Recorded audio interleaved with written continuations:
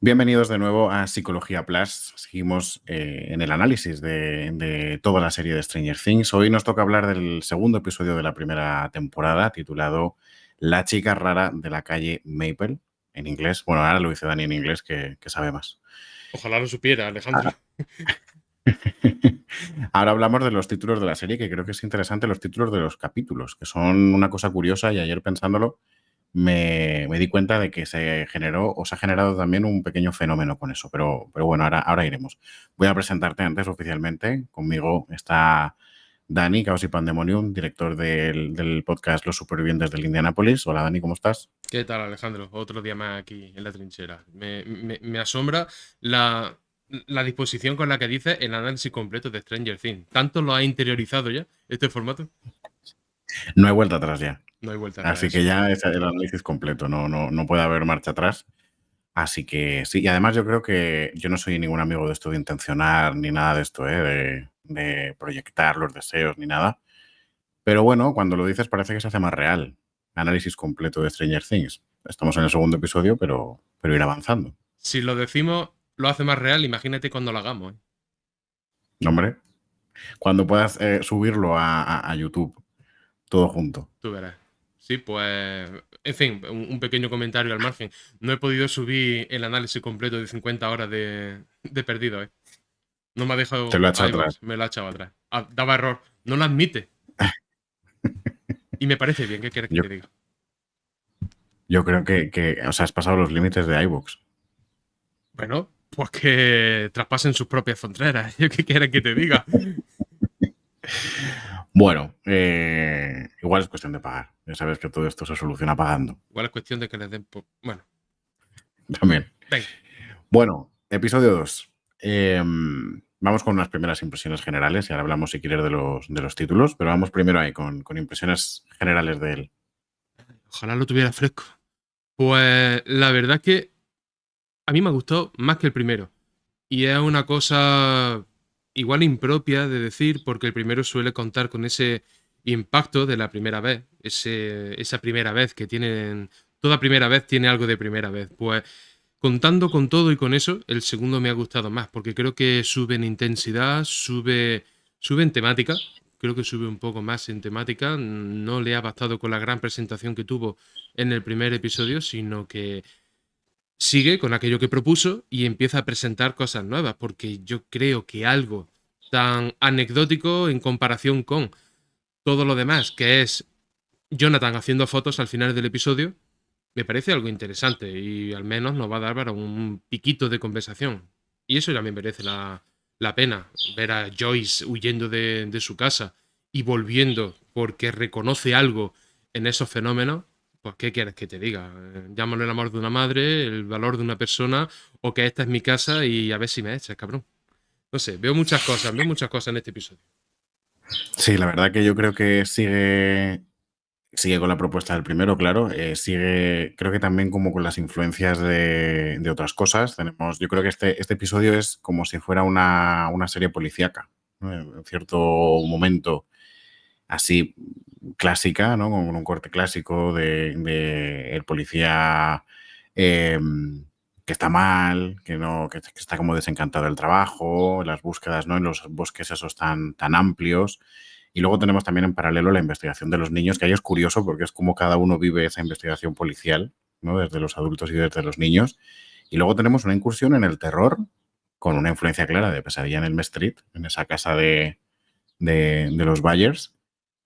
Y bueno, lo que aún no son respuestas, pero sí que en este momento sí que puedes pensar, bueno, es algo, por supuesto es algo sobrenatural, pero aquí la hipótesis que se puede lanzar es o son fantasmas o es algo que está en otro plano, ¿no? Con esto de que intentan cruzar como a la casa de Joyce. En cualquier caso, sí como que creo que sigue tocando palos de diferentes géneros, quizás más focalizado en estos dos y no con tantas influencias, ¿no? Como el primero. También creo que desarrolla un poquito más a los personajes, empieza a posicionarlos de otra manera. O sea, que la trama avanza, ¿no? No solamente en cuanto a temática, sino también en cuanto a los personajes. Y yo creo que es un segundo episodio muy sólido, la verdad. Sí. Yo tengo una preocupación, en el mejor de los sentidos, de que cuando el terror aparezca, lo cope absolutamente todo. porque reconozco, al menos yo desde mi experiencia, reconozco el momento en el que Once le da la vuelta al tablero y empieza a colocar las fichas, las piezas, como uno de los grandes momentos de lo que llevamos visto y probablemente de la temporada, por el impacto que tiene de sugerir, sobre todo a las personas que ya sabemos lo que va a ir pasando. Pero ese concepto que todavía no podemos comentar, ostras, está muy bien y es mejor que te lo enseñen a que te lo cuenten. Quiero decir, la serie recuerda que se debe a un formato visual, audiovisual, y antes que ponerte a explicarte prematuramente lo que las cosas van a ser, mejor insinuarte. Y tengo una preocupación de que estos momentos de terror, el de las manos en la pared, que nos recuerda, pues, evidentemente, a lo que tú y yo sabemos y que comentaremos después, si quieres. Pero tengo miedo de que alguien pueda estar viendo esto por primera vez y exija constantemente eso a la serie. Porque sí, la serie es eso, pero creo que es bueno hacer una comunión con ella y decir, y eres todo lo demás. Y se te da igual de bien o mejor. Porque yo creo que el sentimiento de drama, conforme vayamos avanzando, creo que tiene más conversación que el terror. El terror es simplemente algo pues, para echarse mano a la cabeza, alegrarse de estar vivo y tirar de la cuerda. Pero el sentimiento de drama creo que está bastante bien. De hecho, este concepto de la niña no queriendo cerrar del todo la puerta porque tiene un desorden postraumático del estrés es bastante interesante. A mí me parece que ahí está la chicha. Sí, sí, además hay varios momentos, porque está el de la puerta, está el del armario también, que además representa bastante bien cómo funcionan los detonantes, ¿no? Del estrés postraumático.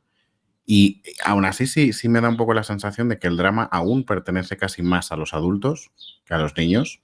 O, claro, con 11 podríamos teorizar si está un poco entre los adultos y los niños, ¿no? Quizás ha sido una niña que ha tenido que ser adulta demasiado rápido.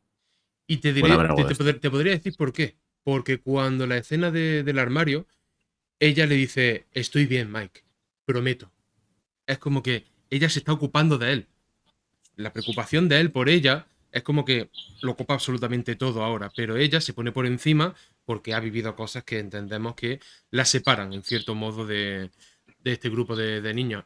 Y lo cuida a él. Y esa retroalimentación, ¿cómo se establece la retroalimentación? De sí, Mike está cuidando de Once en muchísimos sentidos, porque lo necesita de verdad. Pero Once está cuidando de Mike, incluso de las cosas que no sabe que necesita y de las que necesita cuidado. Así que, joder, está muy bien hecho.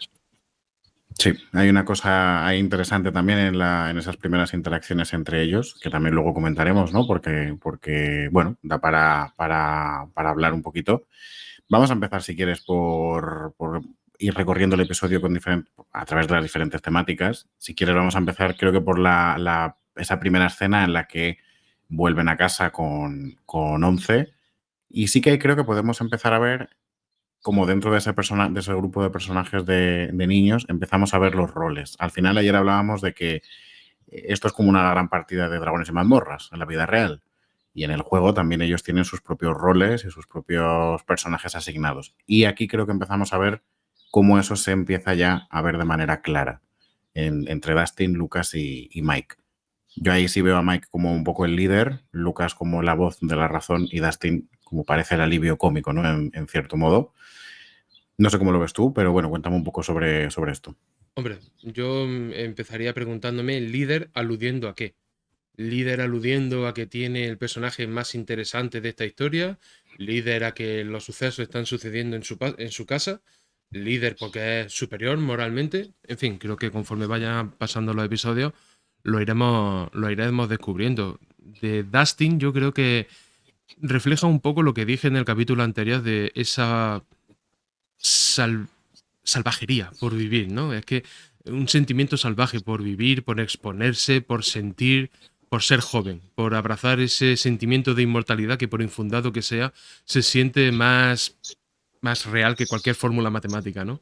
Y luego tenemos a Lucas, que es el cenizo de este grupo porque empieza a desbaratarlo todo, quiere confiar en los adultos, quiere darle la espalda de algún modo a la misión, a esta quest que se ha presentado ante ellos, presentándole una oportunidad de vivir por encima de lo que probablemente podrían haber vivido por el resto de sus vidas, ¿no?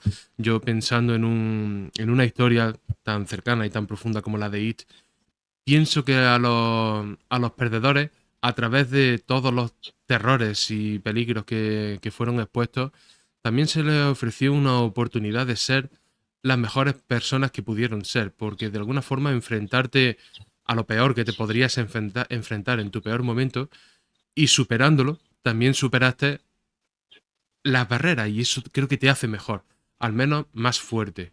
Y si no te hace. Y si no te hace más hábil ser más fuerte en este mundo, pues tú me dirás, ¿no? Yo creo que acaban siendo mejores.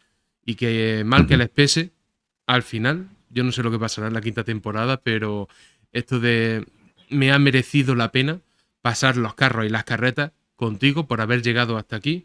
Y a pesar de que o vayamos a sobrevivir o a morir, me alegro de estar aquí contigo. Como le decía Frodo a Sam, ¿no? Y el fin de todas las cosas, que es como Tolkien llamaba a la guerra de trincheras de la Primera Guerra Mundial. Me alegro de estar contigo aquí, Sansagath Gamgee, al final de todas las cosas. Sea, lo que nos depare el siguiente segundo, pero aquí estamos juntos. Sí, yo con Mike te diría como líder un poco de lo que van haciendo, ¿no? Que sea el personaje más interesante. Parece que es un poco más el que lleva la batuta, el que va diciendo lo que hay que hacer, lo que no. También es el que Dustin mejor quizás sí, improvisa, efectivamente. También es el que mejor improvisa, sí. Y el que mejor miente, ¿cierto? porque todos están muy preocupados de que sus madres se enteren. La importancia de mentir cuando eres Eh, niño, ¿eh? Que no se nos olvide. sí, sí. No, y ahí también como lo habías también puesto tú, el tema de los planes sin que se enteren los adultos, todo esto un poco como esa no vida paralela, pero sí esto de la propia parcela, ¿no? De los niños sin que los adultos se entren ahí. También creo que es muy cotidiano. También lo uno con lo que hablábamos ayer de la cotidianidad, de esa conexión que puede generar con el espectador, porque lo que ves, todos lo hemos vivido en cierto modo, ¿no? Todos hemos mentido a nuestros padres en algún momento. No con algo tan grande, pero Bueno, todos hemos mentido a veces. habla Bueno, por ti. sí, no sé si has escondido a alguien en tu sótano, igual habría que preocuparse. Vivo no, pero bueno, sigamos. Pero bueno, creo que sí que está muy bien esta idea también de los planes y de esta vida como de los niños, ¿no? Sin los adultos. En el caso de Mike lo veo por ahí, y en el caso de Dustin sí, quizás también quizás un poco la parte también más inocente, ¿no? Por momentos, como que parece que el tema de que Once se desvista a él le llama mucho la atención, pero desde la ironía. Y bueno, y Lucas sí, la parte de ceniza, creo que también la parte de racionalidad, ¿eh? Es verdad que puede haber una parte de miedo como a vivir la aventura, pero también quizás es el único que tiene los pies un poquito Esa es la aterrizados. parte adulta, pero yo te quería proponer que el hecho de que Dustin abrace todo esto que hemos dicho no le hace el eslabón más débil. En todo caso, No. le hace el eslabón más susceptible de un imprevisto. Y el otro es el previsor. Pero aquí la única verdad es que, inamovible además, es que ninguno podría hacerlo sin el otro. Independientemente de quién sea. No, y eso lo vemos, por ejemplo, en la cena, ¿no? En la escena de la cena donde hay los tres se compinchan, en cierto modo, Me para, parece para maravilloso. proteger a. Sí, sí, sí, para proteger a Once. O sea, efectivamente, de nuevo esa idea, ¿no? De camaradería y de fraternidad está ahí también presente y representada en esa escena de la cena. Que yo incluso y creo que es así, no comen para darle luego la comida a Once. Eso es.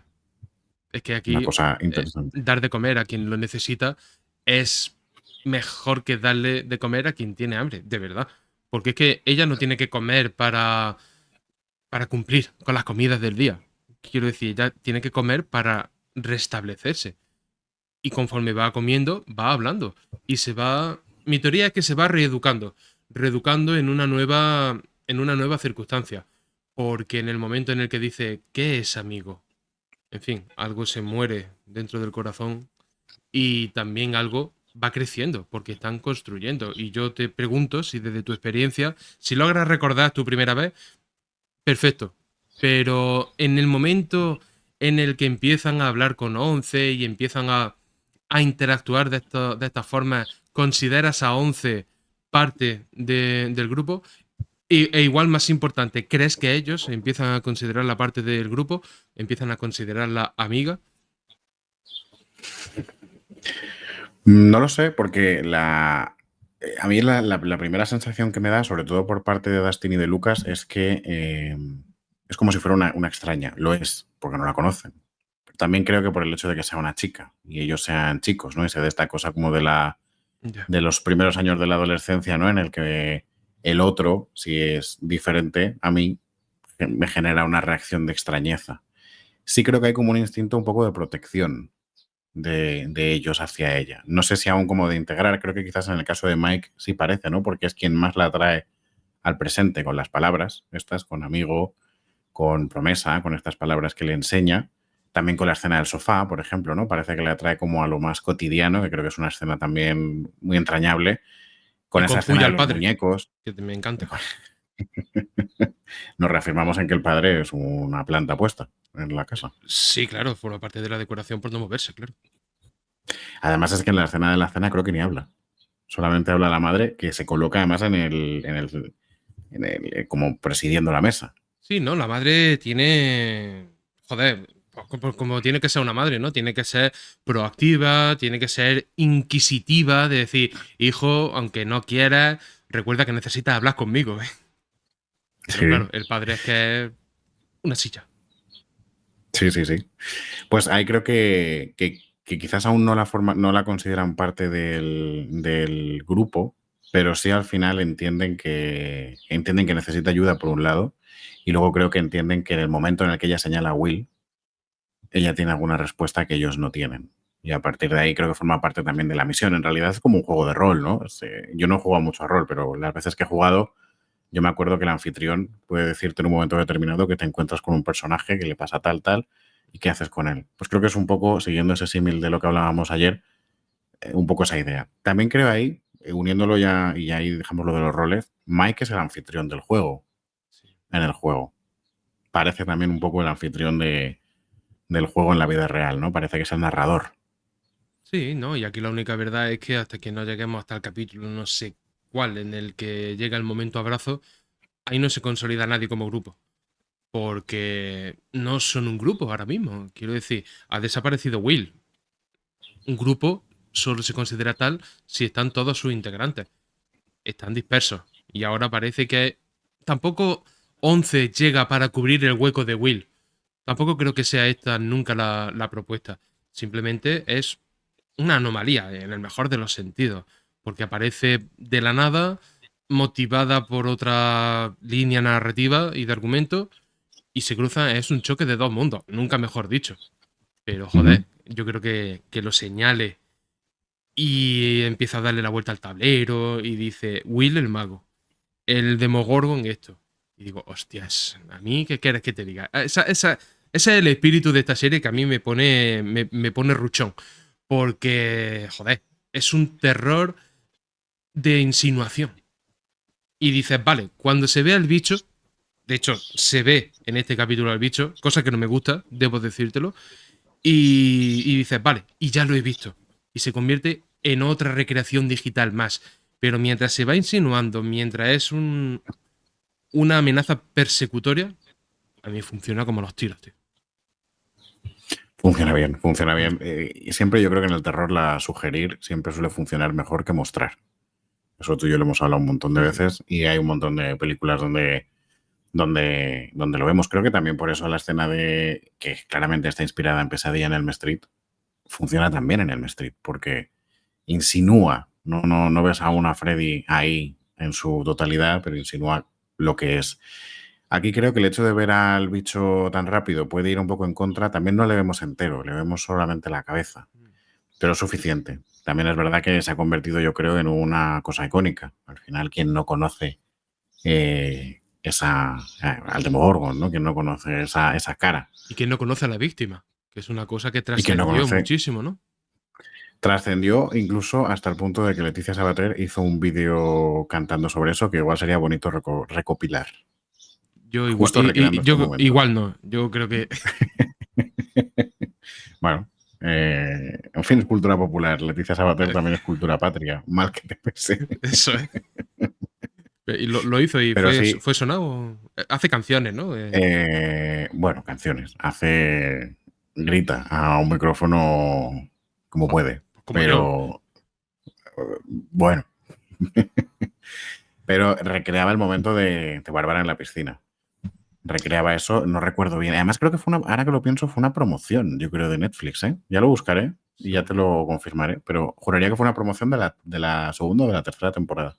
Sí, ¿y qué posibilidades había que un personaje a todas vistas tan poco atractivo en la línea de diálogo fuera a trascender tantísimo, ¿no? Es como, ¿y qué pasa con Bárbara? ¿Y que ya os habéis olvidado de Bárbara? No sé, es curioso. Y esto me reafirma en mucho de lo que yo digo, que es que las cosas simplemente pasan. No responden a un plan previo. ¿Quién te iba a decir a ti, señalándote cada paso del camino, que esa chica, al desaparecer o morir, iba a causar tan impacto? Impacto que a lo mejor no van a causar algunas bajas de temporadas posteriores. ¿Quién sabe? No hasta el No, nivel de no. icono vamos, es que estaba por todos lados.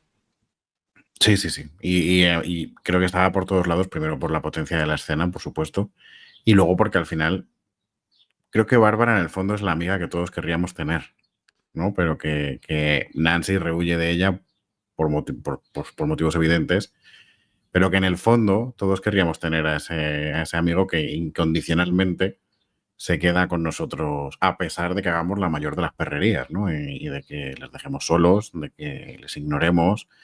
Creo que también por eso trascendió, por eso igual, ¿no? Como este broche de realidad que tiene también, o de deseo que puede tener la serie en este personaje, por ejemplo.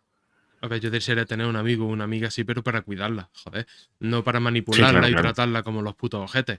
Si es que al final de eso se trata, acaba siendo sujeto de. Es que acaba siendo vilipendiada, acaba siendo ridiculizada, porque incluso cuando intenta abrir una cerveza se raja y eso marca su muerte, que también me gustaría que tirásemos de ese hilo.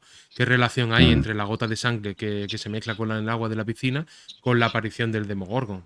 No son vampiros ni mucho menos, pero hay una relación y creo que esto va hablando más no a cómo se va construyendo la historia, sino al espectador. De que si eres espectador de terror, sabes que vertir fluido llama al mal o llama a las hambres del mal. A mí eso me resulta interesante.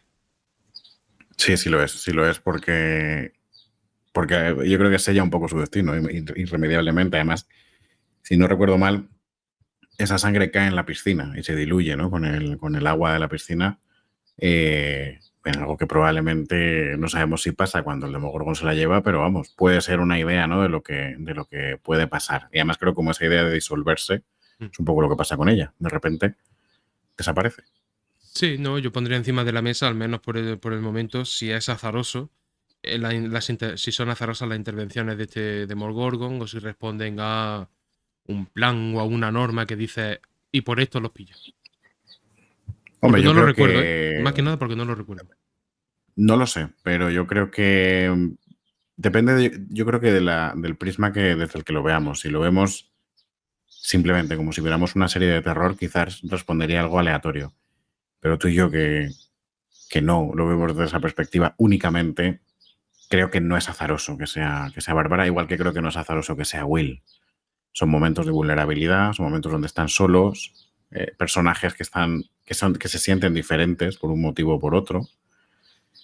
No me parece que sea casualidad simbólicamente, aunque si lo vemos sin profundizar más, seguramente sí lo es. Bueno, en el caso de Will no lo sé, pero en el caso de Bárbara sí.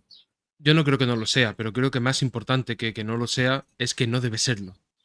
No debe serlo porque una serie que se presenta proponiendo tantas reglas no debe dejar al azar algo así. A mí quiero que me respondan y que digan por qué desapareció Will. Y se responde en cierto momento. Sí, Y sí. yo, y yo me siento satisfecho.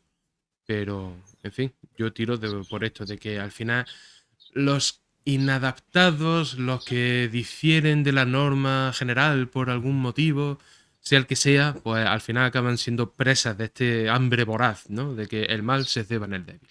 Es así de sencillo, pero también Sí, hay que estar ojo avizor para detectarlo. sí, sí, es que esto lo hemos visto siempre, yo creo, en el terror, ¿no? Al final siempre quienes primero caen parece que son los más vulnerables. Claro, mira la víctima, el protagonista de Pesadilla en M Street 2. Es un tipo Efectivamente. bastante endeble, bastante tontorrón, si me preguntas. Y creo que es que lo trolea. A mí eso me gusta, ¿eh? Lo trolea muchísimo precisamente por eso, ¿eh? Bueno, eso es acoso y derribo Acoso y directamente. derribo, la verdad, ¿eh? Es así. Bueno, ahora luego si quieres vamos a la parte de Bárbara, que creo que es interesante también hablar de la fiesta. Vamos, si te parece, como estábamos con los niños, a volver ahí como a esa línea, sobre todo ahora quizás hablando de Mike y de Once, que son quienes más tiempo comparten. Yo cuando vi esto ya sí que intuía que podía haber alguna posible línea romántica en el futuro. Creo que en este episodio no lo es, ¿eh? Creo que en este episodio no, a mí no me da la sensación de que haya una química romántica. Creo que son dos niños jugando. Pero cuando las series presentan esto... A ver, joder. Igual esto es. Yo te contesto y me marco un triple muy largo, pero yo creo, y te lo digo de verdad, aunque suene ingenuo, creo que nos acabamos enamorando de quien nos trata bien. En parte. Hay temas de atracción, de química y de muchísimas más cosas que, sinceramente, escapan a nuestro control. Pero que nos quedamos con quien nos trata bien, eso te lo digo. Te lo digo, porque ese es nuestro deseo de cumplir con ese término a largo plazo, ¿no? De decir, coño, prefiero estar con alguien que me ofrezca tal seguridad o tal confort antes que alguien que vaya, venga o no cuente con ello. Si hay química, yo entiendo que se están gestando o que se está preparando la maceta para varias cosas. O una gran amistad o un gran romance. Y es curioso cómo estos conceptos llegan a chocar en ciertos temas y en ciertas historias, ¿no? Incluso hasta el punto de ser exactamente lo mismo. Significar cosas distintas, pero sí ser exactamente lo mismo. Porque al final dices, coño, es que mi mujer es mi amiga. Es que mi marido es mi mejor amigo y es mi confidente y todo lo demás. No me parece que haya nada más bonito que decir sobre la persona con la que comparte la vida que eso. Más allá de decir, sí, la quiero, pero la quiero porque la tengo que querer, porque es mi mujer, porque es mi hija, porque es mi madre y tal y tal. No. Pero aparte de esto, cuento con ella por estas razones. Y a mí eso ¿qué? Me da picorcito. Y que se esté gestando de esta forma tan bonita, entre niños además, que parece que no están tan expuestos a vamos a joder esto porque surja aquello, las cosas que no podemos controlar nos hacen desviar la mirada. No, están como los caballos, no tienen visión periférica y van hacia adelante. Porque ser amigos significa eso y no nos apeamos ni a izquierda ni a derecha. Y una cosa preciosa es que todos lo tienen claro. Porque todos dan una parte de la definición de amistad. Amistad es, tú me corriges si me equivoco, contar con alguien con todo, prometerle a alguien hacer las cosas, darle a alguien los videojuegos y los cómics. Y dices, hostia, es que con cada intervención van conformando una definición de amistad que, joder, ya la querría yo para mí. Ya. Creo que es un concepto bonito ese, ¿eh? No solamente el hecho de cómo definirla verbalmente, sino de cómo se define a través de las acciones. Yo no lo había pensado, pero creo que es interesante el cómo efectivamente a través de la ayuda, por ejemplo, ¿no? En la mesa, de un muñeco, de una confesión, de un momento cómplice, ¿no? Que es ese momento en el que Once se va como a desvestir y Dustin hace como que se pone muy nervioso. Ahí quizás se va conformando también la idea de amistad, también de respetar la intimidad, ¿no? Que Mike le dice como, bueno, esto es como un momento íntimo tuyo, tiene que ser así, ¿no? Me parece interesante ese concepto, no lo había pensado, pero me gusta. Sí, no lo digo, lo hago. Y eso vale por encima de muchas cosas. Pero cuando me estás diciendo esto de la intimidad, en que Mike quiere preservarla, pero Dustin está deseandico de ver una teta, y yo digo, una teta es una teta. Y para un niño de esa edad es como un santo grial, ¿no? Es como que baja de los cielos y dice, ostras, debe ser así, es lo natural. Y me parece bien que haya, no oposición, pero sí haya un choque de contraste entre el que está estableciendo una relación más íntima por motivos evidentes, está en su puñetera casa, a este que viene de vez en cuando, es un poco más ligero de casco y se centra en lo primario, en lo que está delante. Y dice, vale, una chica se va a desvestir. ¡ostras, ostras, ostras! Pero sin embargo el otro comprende que tiene necesidades. Y luego tenemos a Aún así, Lucas, que es un rancio.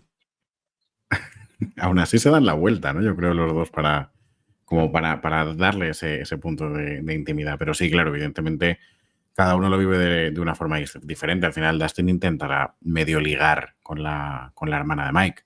Bueno, ligar, intentar agasajarla en cierto modo, ¿no? Para ganarse su favor. Pero creo que efectivamente, aunque sean diferentes, sí creo que hay como a través de la acción se van poniendo cosas interesantes sobre la mesa y sobre todo un personaje como Once que viene de lo que podemos ver en el flashback, es que viene de estar con Brenner, al cual ya hemos visto más en este episodio, a Matthew Modine, eh, y de ser maltratada claramente, de ser llevada contra su voluntad a la habitación esta y bueno, y veremos más cosas. Claro, este entorno de seguridad donde se respeta un poco su deseo es algo totalmente nuevo para ella. También hay algo reparador ahí, hay algo bonito ahí también en esto, porque ahí sí que les involucra a todos, no solamente la intimidad con Mike. Yo quiero poner, no en solfa, pero sí quiero dudar mínimamente de la capacidad de Once de adaptarse a sus nuevas circunstancias. Te da la sensación de que empieza a abrirse demasiado pronto, de que reacciona positivamente a su nueva circunstancia y lugar. Es que en mi corazón me dice que así es como tiene que ser. Mi mente me dice que a lo mejor el segundo capítulo es igual demasiado pronto para tanta complicidad. Pero me quedo con lo que me dice mi corazón, porque en mi corazón todo va como un tiro y así es como debe ser. Pero no puedo evitar pensar, también te lo digo. Sí, el caso es que yo creo que no se siente forzado, ¿no? A pesar de que pueda parecer una cosa rápida, no se siente forzado. Y yo ahí entiendo que quizás es en parte, pues porque al final es un grupo de iguales, en el fondo, ¿no? Al final todos tienen más o menos la misma edad. Y luego quizás por la seguridad un poco que le puede dar Mike ahí, sobre todo, ¿no? Con el tema de ayudarla. Quizás eso es algo que esta chica no ha sentido nunca o no ha sentido muchas veces y quizás por eso también puede haber una identificación ahí. Pero creo que debe haber algo de natural en todo esto porque en el guión no se siente como forzado, ¿no? Tú no Es sientes como, cierto. uff, aquí se siente un poco atropellado, ¿no? Parece que todo va como bastante natural. También creo que porque se combina muy bien con lo opuesto, ¿no? Que es el miedo que ella tiene también. O sea, me abro, pero soy capaz de protegerme también al mismo tiempo, ¿no? Y ahí creo que se genera una cosa interesante también. Fíjate que yo creo que estamos pasando por algo, lo más importante, ya es que la hace reír. A mí me parece una cosa milagrosa, ya hacer reír a alguien, pero encima a alguien en esas circunstancias es como que no es que quieras repararla, es que la estás reparando, haciéndola reír, que si el sillón, que si esto. Y dices, hostia, es importante, ¿eh? Ujú. Sí, sí, sí. No, es más allá del cuidado, ¿no? Que al final, por Es un que lado está el cuidado de las me necesidades parece y la mejor forma de cuidar, porque hacer reír a alguien me parece restaurar su salud mental. sí, ¿verdad?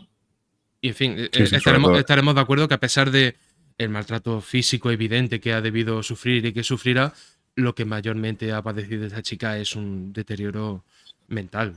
Está mermada su confianza, su capacidad de sentir y probablemente de comprender muchísimas cosas. Fíjate la mitad. Sí, no, pues se puede ver en las palabras, por ejemplo, ¿no? Que en cierto modo parece como que no hubiera salido de una burbuja y no conociera vocabulario básico, entre comillas. Me alegra que lo digas. Me alegra que lo digas porque el tema de las palabras, la serie es muy cuca y sabe que una de sus grandes herramientas es el elemento referencial. Cuando él está hablando de Yoda, ella aparece en plano. Ujú. Personaje chiquitín que mueve cosas con la mente, que tiene problemas con las palabras. Yo lo veo claro. Y creo que todo el mundo lo ve claro. Aquí no nos estamos haciendo los misteriosos porque está ahí para verlo. Sí, buen detalle, además. Buen detalle. Y creo que lo podíamos unir con el cómic 134 de los X-Men que hablábamos ayer. Esa idea, ¿no? De la Fuerza Fénix y de Fénix en el centro queda confirmado con lo que aparentemente son superpoderes, define Dustin, ¿no? Como que lo define como algo así. Sí, y esto apunta a que puede tener más proyección de lo que parece, porque me estuve informando y en el origen de Galactus, Galactus se encontró con la Fuerza Fénix en cierto momento. Y digo yo, hostias, pero esto podría ser una película de Vengadores, totalmente. La próxima Jean Grey, sea quien sea, podría ser villana de una película de evento como esta. Ujú. Simplemente digo eso, ¿eh? Sí, sí. Y pensémonos de la siguiente manera. ¿Qué pasaría si 11 se volviera mala? Ya está. Ese es mi argumento. Sí. No, hombre, yo creo que hay una inspiración, por lo menos una inspiración Sobre todo en el en pelo. el personaje. Está claro. En el pelo. Sobre todo ahí. Imagínate que la nueva Jean Grey fuera Sadie Sink. Se cerraría el círculo, ¿eh? Sí, ¿y cómo encajaría con que está casteada en la siguiente de Spider-Man? ¿Qué pinta ahí Jean Grey? Aquí Bueno, tenemos muchas conversaciones que no estamos teniendo, ¿eh, Alejandro? ya, totalmente. Conversaciones ahí paralelas que son importantes también. Bueno, habrá que ver, pero sí que cerraría un poco el círculo, ¿eh? Al final, claro, las referencias son tantas que es fácil que luego alguno de estos chicos acabe en alguna de las referencias que nombran inevitablemente. Eso es así. Además, bueno, Finn Wolfhard lo hizo en Cazafantasmas y ya veremos, ¿no? Que más adelante tenemos también guiños a los Cazafantasmas. O sea, que bueno. En fin, que es fácil que sus propios comentarios en la serie se hagan realidad, ¿no? Como metareferencialmente Acaban se devorados por hagan sus propios reales. personajes. Es así. Sí, sí. Bueno, vamos a hablar un poco también del flashback que vemos un poquito de 11, sobre todo quizás hay pararnos un poco con el estrés postraumático, que vemos también que se activa en varios momentos, que vemos que ella desconfía también un poco de las ciertas actitudes que puedan tener los niños, ¿no? Como esto de avisar a los adultos, de hacerles partícipes, de involucrar a más gente, que yo creo que va más por ahí, aunque también seguramente va por la idea de los adultos, porque al final son los adultos quienes le han hecho daño a ella, pero creo que también va por la idea de no meter a más gente en el lío. Y vamos a hablar un poquito de esas dos escenas, de la escena de la puerta y de la escena del armario, ¿no? Que es donde tenemos el primer flashback. Hombre, yo esto que dices sobre todo entiendo que es más lo segundo, lo de no involucrar a la gente que acabaría siendo gente inocente y víctimas inocentes dentro de este conflicto, al que si no hay necesidad de arrastrarlos, pues no se hace. Porque tampoco creo que sea tan fácil como decir los adultos fueron los que me hicieron daño y por sistema voy a desconfiar de todos ellos. No, no, y pronto esto se va a empezar a desdecir a sí mismo. De hecho, ya se ha empezado a desdecir en el primer episodio, porque confía en el dueño del restaurante que le da de comer. ¿Y qué quieres que te diga? Creo que es mejor demostrar, como hemos dicho antes, que decir. Porque sí, te voy a cuidar. La niña se habría pirado, pero lo que hace es darle comida y le promete un helado. Y está hablando con un niño. A mí también, si me Ujú. da helado, yo también me quedo. Pero en ella puede que tenga incluso más sentido. Eh, el tema de la puerta y el tema del armario me parece que es para la escalada. Para la escalada de la primera situación la puedo controlar, porque puedo decirte que no la cierres y puedo acordar contigo que la dejemos entreabierta y luego ya, por total necesidad, esconderme en el armario y sentirme absolutamente aislada.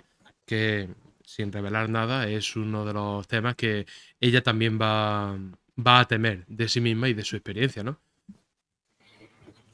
Sí, y creo que ahí, claro, cuando sale el flashback, sí, vemos lo que comentábamos ayer brevemente de la paternidad también en el personaje de Matthew Modine, porque ella le llama a él papá, y no recuerdo si es su padre o no, pero sí que le llama así, por lo menos es una figura que para ella ocupa ese papel.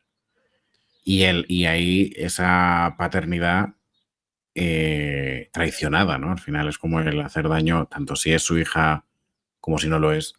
Al final sí es vulnerar ese vínculo, esa confianza. Y tenemos ahí esa nueva muestra de la paternidad perversa. Ojalá me equivoque en lo que te voy a decir, pero creo que si alguien nace y lo único que conoce es el dolor infligido por esta persona que tiene que ser la que represente el ideal paternal, creo que acabaría llamándolo papá también. Por- Sí, probablemente, probablemente. porque Mm. no sé hasta qué punto, igual tú me puedes ayudar un poco, infligir dolor puede confundirse con amar si el dolor es lo único que conoce. Porque creo que el cuerpo o la mente lo único que sabe es que tiene que procesar algo. e identificar a quién te lo está haciendo. Y tanto sea dolor como amor, a esa persona acabará llamándolo irremediablemente eso. Papá, mamá, o lo que sea. Sí, Stephen King. sí que hay. Sí que esa situación se da cuando al final lo único que un niño conoce es, no sé, aunque sea la agresión, ¿no? O cualquier tipo de negligencia, eso acaba siendo lo que entiende que es querer, digamos, ¿no? O que es lo que cumplen esas figuras. También a veces es a la inversa, ¿no? No solamente es que el niño lo crea, sino que cuando esa es la única manera que yo tengo de expresar, pues al final el otro va a entender que si es un niño, sí, va a entender que esa es la única manera de expresar cariño. Luego, eso habrá que ver cómo evoluciona cuando son adultos, pero sí, creo que, aunque eso es real, ¿no? Y el hecho de hacer daño sí que puede hacer que en un momento determinado 11 llame a Brenner papá, porque para ella esa es la manera de amor que conoce. Creo que también sabe que hay otra manera, con lo cual a mí me hace pensar que no es esa la única manera que ha vivido. Esa es la manera que ha vivido, por lo menos recientemente.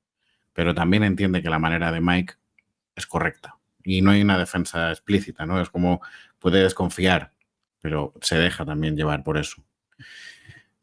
Sabe que es correcta porque funciona y porque le funciona a muchas personas.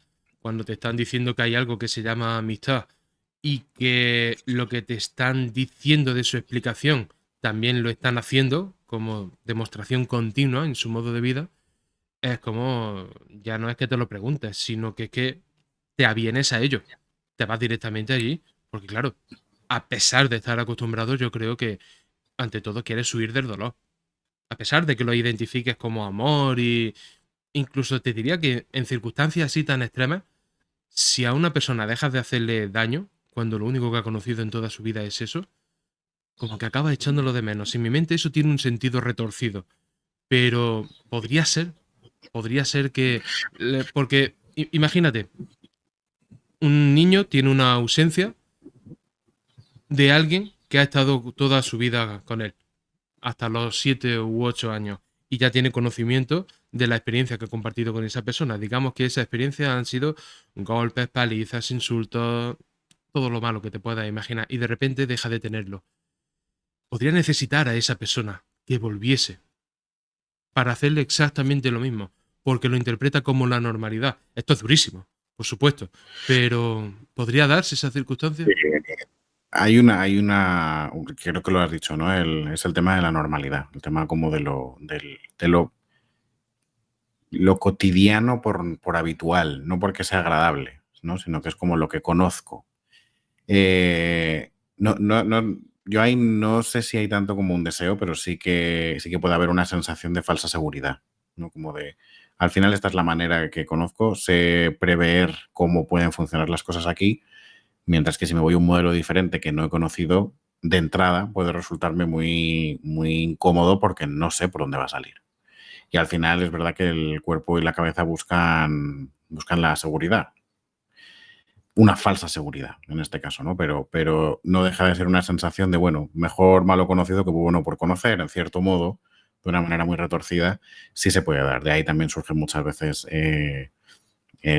como el síndrome de Estocolmo y todo este tipo parten un poco de esa idea, ¿no? También. O de gente que tiene padres que son muy negligentes, pero bueno, que siguen cumpliendo esa función de paternidad, ¿no? Y luego, claro, cuando salen de la familia, sin querer, no es que lo busquen, sino que se sienten más seguros con ese tipo de relaciones. Las relaciones donde existe tensión todo el tiempo, aunque no sea lo ideal, ¿no? Pero eso da una falsa seguridad. Da una sensación de estar como en casa, digamos, nunca Sí, mejor dicho, y y puede en un crear sentido patrones, ¿no? más Puede crear patrones, ¿crees tú? puede crear Porque ciertos patrones. recordemos a Beverly Marsh de It. Su padre era un que estaba encanellado el cabrón, y cuando ella le llega la hora de casarse, se casa con un cabrón más o menos del mismo pelaje. Es como que, Sí. vale, sí, y tú has decidido casarte con él, no elegiste al padre que tuviste, pero cuando estuviste ahí y le diste el sí en el altar, se lo diste a él. Cómo no supiste que te pegaría? O probablemente ya te habría pegado. Le dijiste que sí, incluso habiéndote pegado. son cosas complejas, son cosas muy complejas y yo la desagradable sensación es que creo que de todo esto se genera un vacío si estas personas dejan de tenerlo. Y sobre todo, y lo más triste de todo, es que no sepan reconocer el amor cuando se les empiece a dar. Y que lo tomen como desconfianza, como que quieres o manipularlo o aprovecharte de ello. A ver, por suerte es una cosa que se puede, como que al final se puede trabajar, ¿no? Y que no es una cosa, un compartimento estanco. En el caso de Beverly, al final ella o sea, responsable de la decisión en tanto en cuanto la toma ella, pero al final la está tomando desde algo que no está, probablemente no está viendo. Entonces ahí como que la responsabilidad es difícil atribuírsela, por lo menos en ese ámbito, ¿no? En el ámbito de tenías que haberte dado cuenta de que al final cuando alguien ha vivido esa violencia, no se puede dar cuenta de qué exactamente. Si para esa persona ha sido la manera de amar que ha conocido, ¿no? De amar entre comillas, porque eso no es amar, pero la forma de amor que ha conocido. Vaya por delante que lo que voy a decir no es con ánimo de hacer una comparación real, ¿de acuerdo? Pero aquí, uno de los perrillos que tenemos, le mordieron hace mucho tiempo y le hicieron daño, ¿vale? Le hicieron bastante daño. Y a partir de ese momento se retraía. Se retraía, iba un poco más cuidadoso, recelaba de los demás. Y claro, yo me di cuenta porque destacaba de entre todos los demás. Y fui dándole cariño individual, ¿de acuerdo? Le di como golosinas por aquí, le empecé a acariciarle, haciéndole... no sé por qué, pero a estos perros los coge, los pone aquí encima en el regazo, empieza a hacerle ondulaciones en las patas, en los muslos, y se quedan mansicos, mansicos, mansicos. Te miran y te ponen ojillos. Es una cosa. Y creo que volvió a aprender a confiar y a relajarse. Y ahora está bien, como si aquello no hubiese pasado. Sí, Al final, el cariño es el cariño. Quiero decir, sí, lo que sí. funciona es lo que funciona. Sí, no, no. Y si esas personas, en el caso de Beverly, ¿no? Si se permitiera poder tener un modelo más sano y abrazarlo en su totalidad, pues seguramente sí que acabaría como dándose cuenta de que lo que tenía antes no funcionaba. Pero claro, a veces ese cambio no es tan sencillo. Y los perros lo bueno que tienen es que no, al no tener lenguaje, pues se guían mucho más por la sensación, no tanto por el prejuicio ni por el que pensará el otro, ni por la traición a la familia, ni nada, ¿no? Sino que se guían por eso los perros no, al final no tienen preferencia familiar, prefieren estar con quien se sienten mejor. No hay, da igual que seas tú, que sea yo, que sea quien le da de comer, al final hay una preferencia en función de la sensación. En el caso de los humanos se complica, pero sí que eso se puede trabajar, se puede modificar, pero puede haber patrones, puede haber malos hábitos y el personaje de Beverly es un buen ejemplo de esto, llevado además a las últimas consecuencias, Claro. Y porque se casa. ella se casa, claro, pero al mismo tiempo también sabe que hay algo mejor. Que hay, en su caso, hombres que no la van a tratar como si fuera una alfombra pisoteándola. Y 11 no lo tiene tan claro. No hay una garantía que te diga que esta chica dice voy a hacer esta apuesta y me va a salir bien. Ella sabe que si vuelve con los perdedores la van a tratar bien.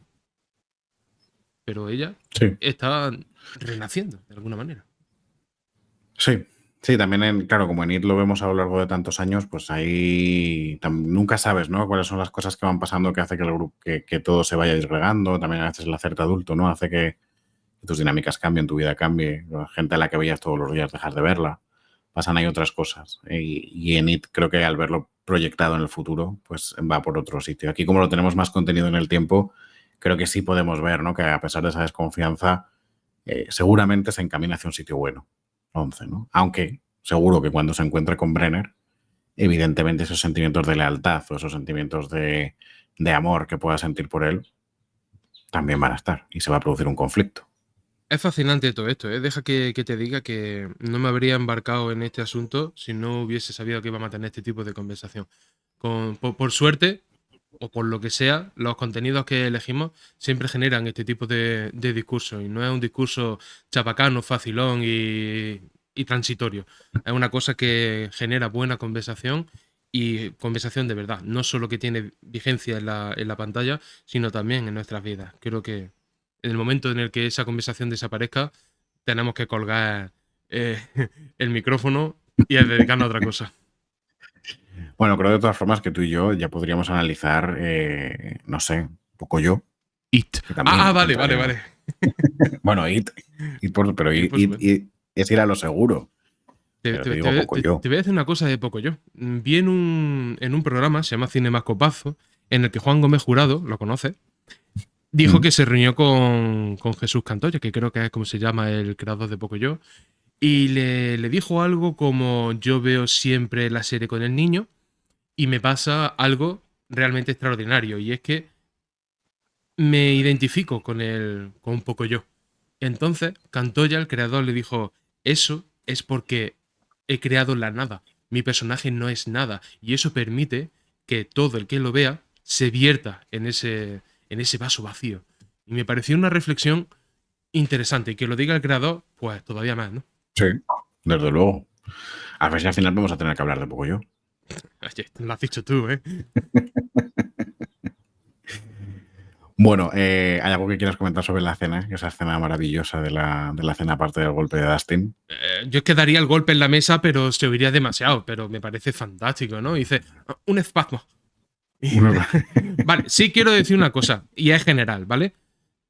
El doblaje. Ojito con el doblaje, porque el doblaje de Lucas es una cosa para echarle de comer muy aparte, ¿eh? Yo lo siento, y me he acostumbrado, ¿eh? Yo lo he visto en español, te lo digo ya. Ujú. Pero, cada vez que habla, hay que Yo es que rescatar a Will.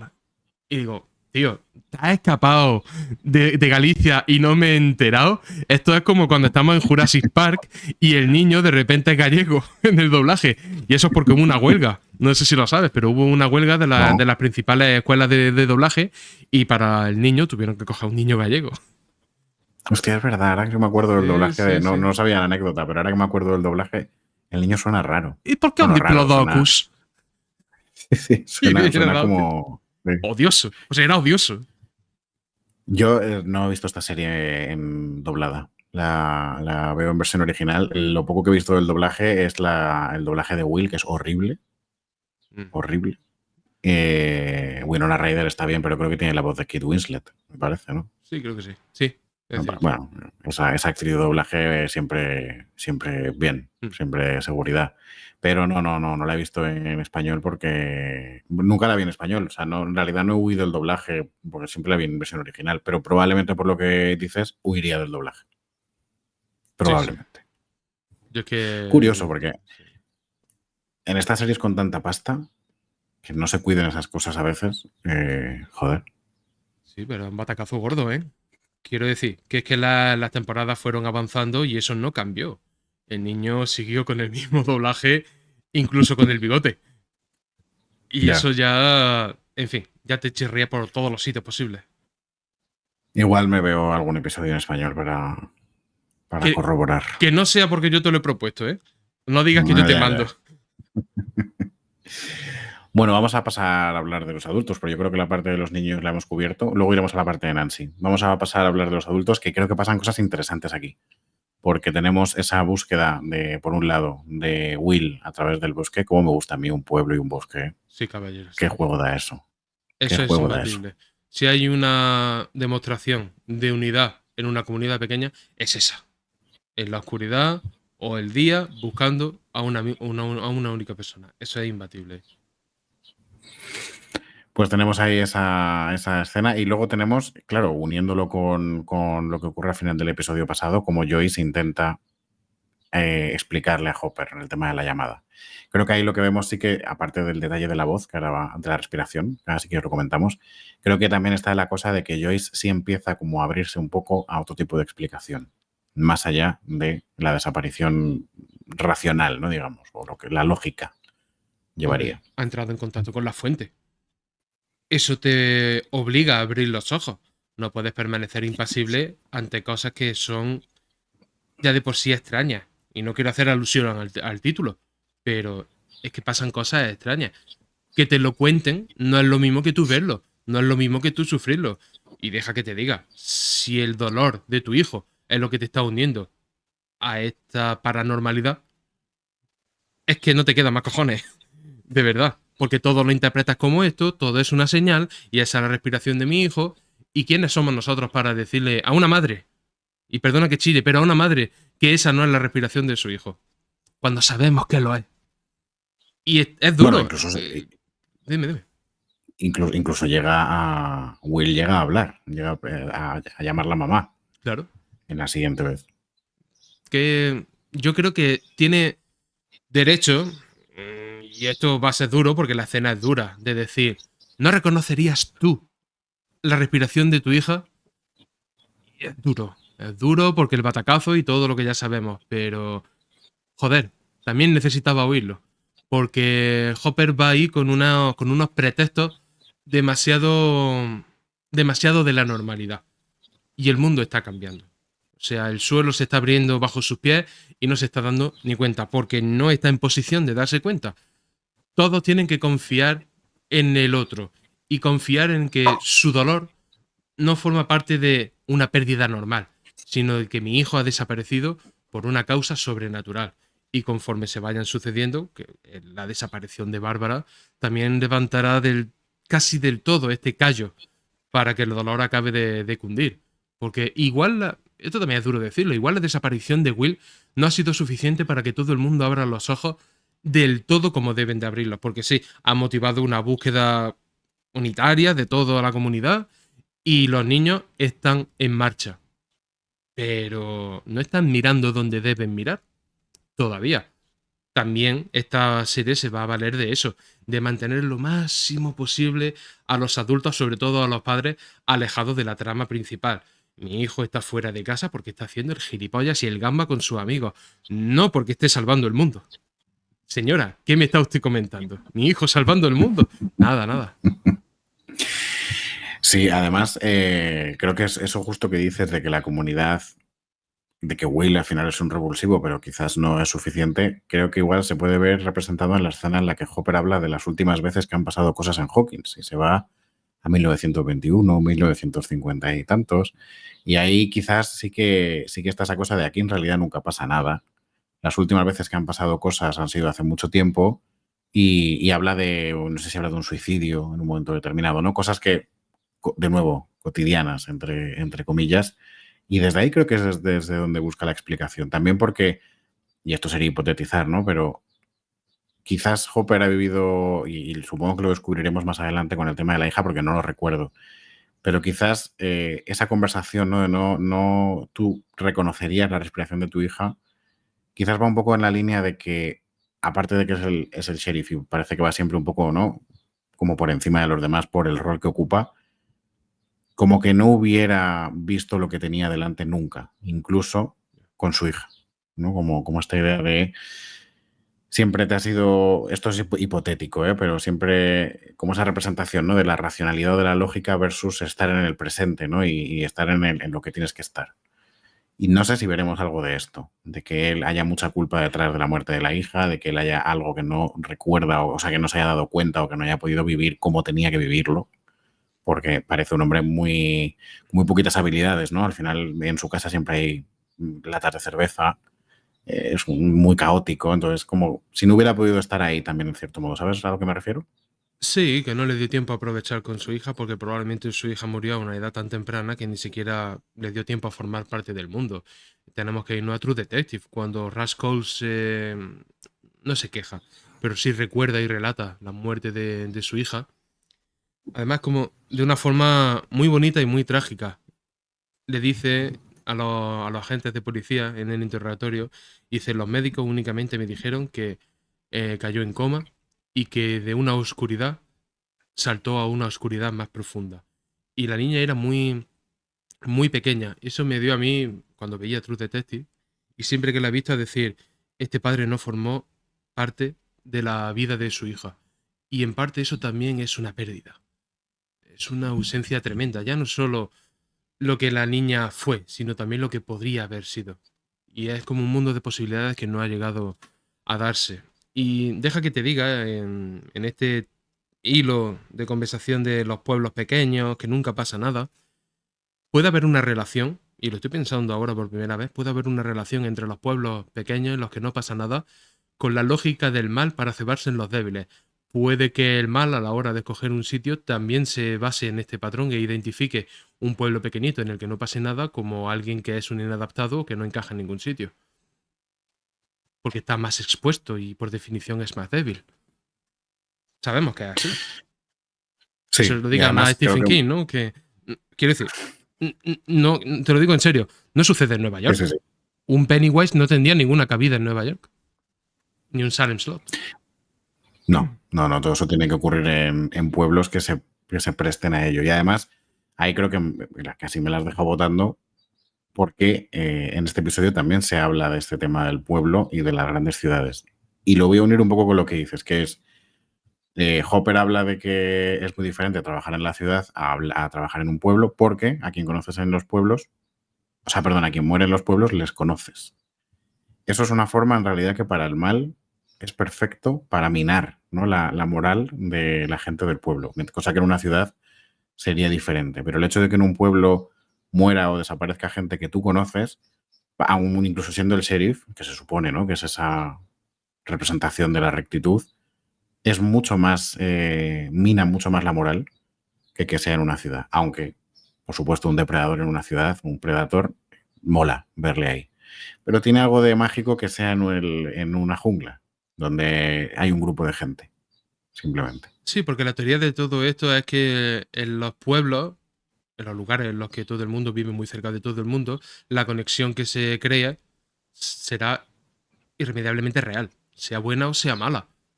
Puede ser buena como en tanto, yo qué sé, como en cementerios de animales, en los que entre los vecinos no pasa nada, todo lo contrario es bueno, o mala como en la tienda, o en la cúpula, o en la niebla, en las que hay odios y hay rencilla y hay venganza. Sin embargo, esto es un choque constante entre lo real y lo aparente, lo real del pueblo y todas las conexiones reales que te he dicho, y lo aparente de que en la ciudad aparentemente las personas están unidas. Por eso el padre, que es un pieza de muchísimo cuidado, le dice, aquí las personas son más auténticas. Eso es una puñetera mentira que se ha contado tantas veces hasta el punto de creérsela. Se ha convertido en un mitómano de la ciudad, porque la ciudad representa tal y tal y tal. Y se cree ese tío, o la serie nos propone, de que un policía, por el hecho de ser de ciudad, va a estar más preparado para ejercer mejor su trabajo que uno del pueblo.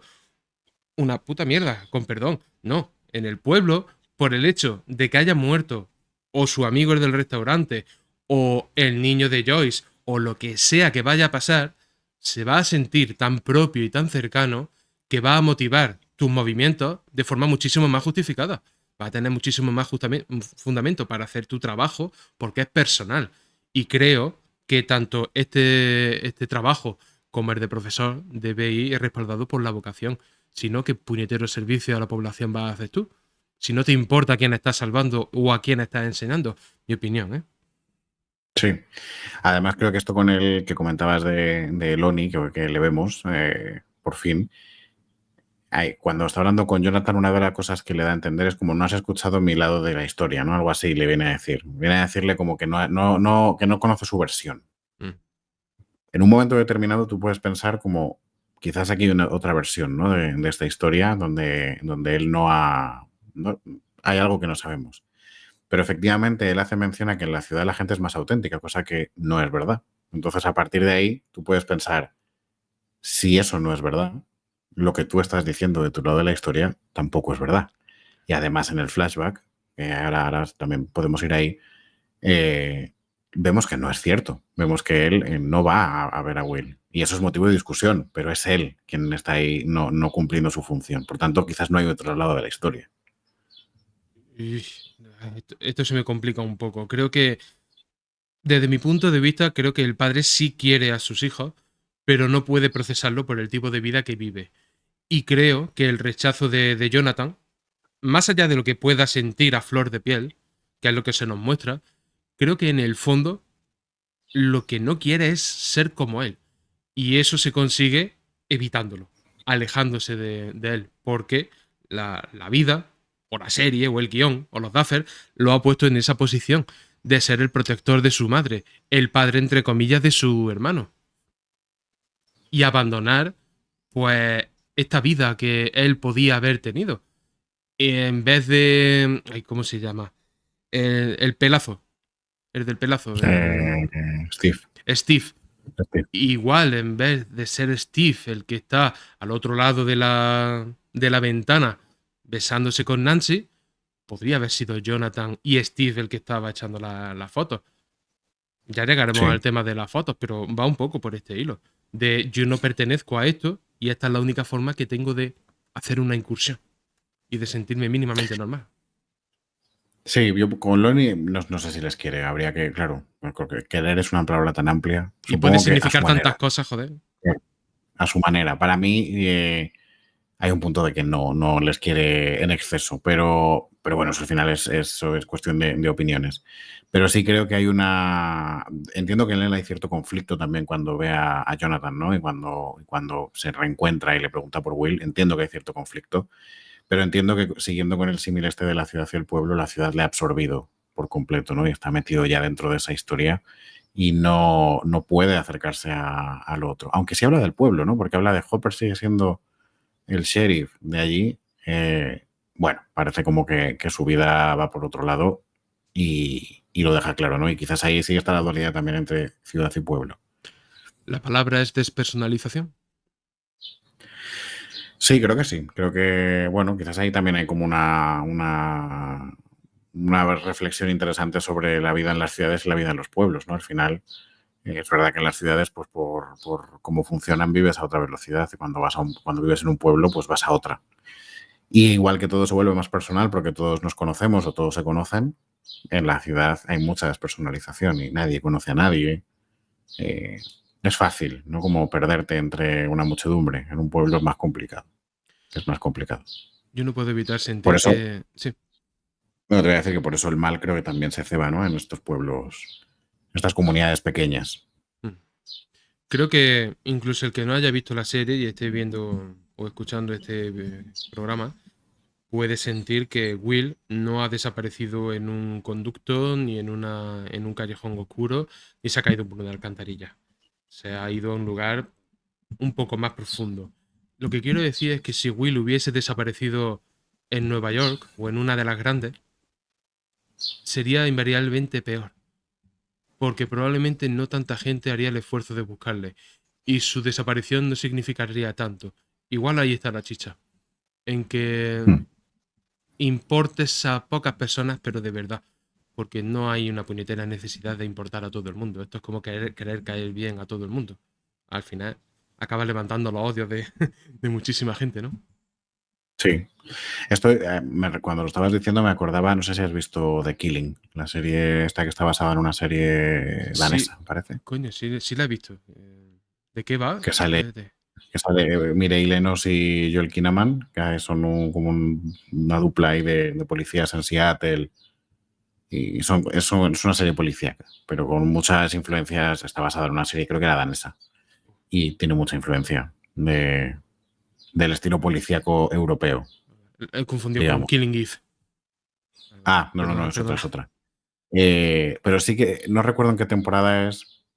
Ellos trabajan en Seattle. Y recuerdo que hay algún momento en el que, creo que es en la tercera, no recuerdo bien.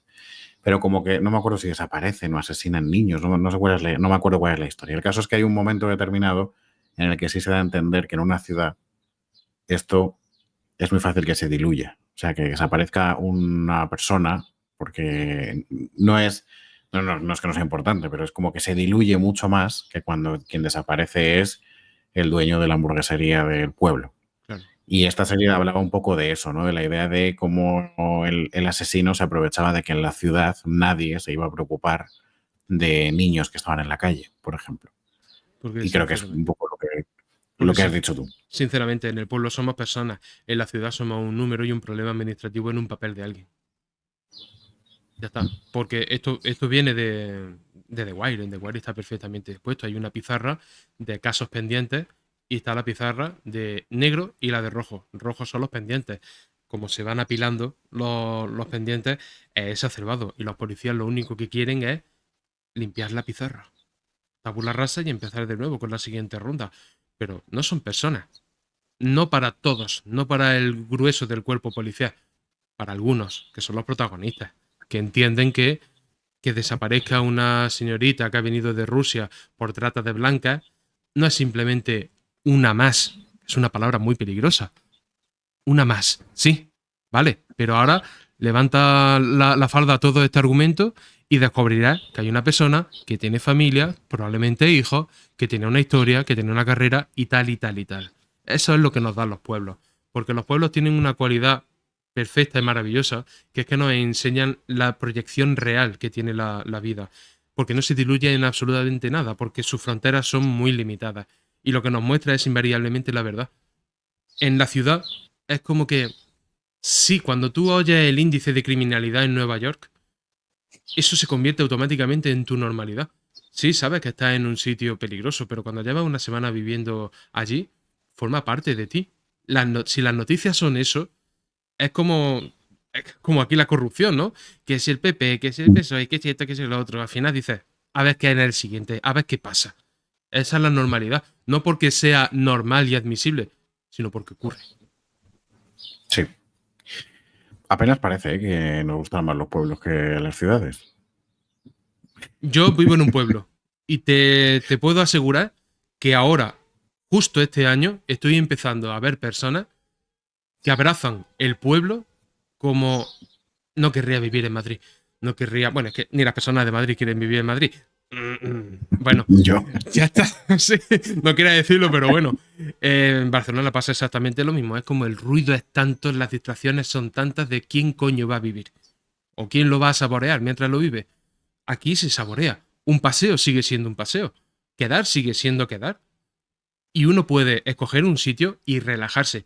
Tú sabes este sitio que voy yo por las mañanas, que es un descampado, que es una montaña, es una meseta, tío. Y ves todo el valle, toda Sierra Mágina, tío. Una brisa, una tranquilidad. Lo único que se oyen son los pajaritos de la mañana o la brisa y se acabó. Te juro que no tiene precio, ¿eh? No. Me pasa y no vivo en la ciudad, pero vamos, me pasa. No nos patrocina ningún pueblo, pero si algún pueblo quiere patrocinarnos, estamos Nos más que patrocinan los encantados. burros, nos patrocinan los burros. Sí. Los burros de aquí atrás y los pajarillos que se oyen también. Igual tú O, estás más o cerca las de un pueblo campanas que de yo, la... ¿eh? Las campanas. Puede ser, pues las campanas de la iglesia también a Es veces se cierto. cuelan. Bueno, vamos a hablar de esa escena. A mí es una de las que más me gustan del episodio. Que quizás porque tiene algo personal, ¿eh? Esa escena de Jonathan y Will, donde están compartiendo ese momento musical, que ahora si quieres que esa parte también tú la has puesto y creo que es interesante. Y vemos que básicamente hay un ejercicio de protección, un ejercicio de evitar que Will pueda angustiarse de más porque su padre no va a verle y Jonathan le protege con la música. Creo que es un momento muy bonito, personal, porque yo he vivido algo parecido en algún momento y entonces creo que por eso también es una de las escenas que más me gustan. Pero creo que es una escena bonita y ahora, si quieres, comentamos eso y comentar la parte de la música. Yo que lo pienso, no solo cuando empezamos. Ayer cuando empezamos a grabar el primero, no. Pero antes de grabar este, me he preguntado cómo va a salir esto adelante. ¿Utilizando la cabeza o vertiendo lo que hay aquí, en el corazón? Y creo que es más lo segundo, ¿eh? Porque creo que sí, podemos racionalizar muchísimas cosas, pero inevitablemente serán racionalizaciones a posteriori. Inevitablemente tenemos que hablar de una serie que tiene X sucesos y se suceden, vale. Pero sacar la verdad, interpretar la verdad de un momento, a mí me hace las cosas, déjame decírtelo, muy sencillas. Porque digo, ¿y cómo no? ¿Y cómo no? Un hermano que quiera a su hermano mayor, a su hermano menor, no lo va a cuidar. Creo que esto es el ritmo y los ecos de la vida normales, ¿no? Quiero decir que no se ha desviado de forma extraña de ese camino, cuida a quien tiene a su lado. Y por definición está por debajo de él. No es condescendencia. Del mismo modo que un adulto que se encuentra a un niño perdido por la calle y le ofrece ayuda no es condescendencia. El niño no sabe encontrarse. Y él no sabe guiarse. Will no sabe guiarse. Y debe confiar y confía en que lo que le dice su hermano es la verdad. No tienes que hacer nada de lo que diga nadie porque no encaje con los esquemas de esa persona. Y mucho menos esa persona que te ha hecho, te hace y te hará daño, probablemente. Simplemente acolchar la vida de su hermano, si me permite la expresión. Y bueno, la música, si quieres, hablamos de ella. La música Sí, como tal. La música como tal es un refugio absoluto. Y te lo dice alguien que invariablemente los últimos veintitantos años de su vida dedica todas las noches un par de horas a escuchar música. Álbumes independientes simplemente por el gusto de hacerlo, por descubrir música.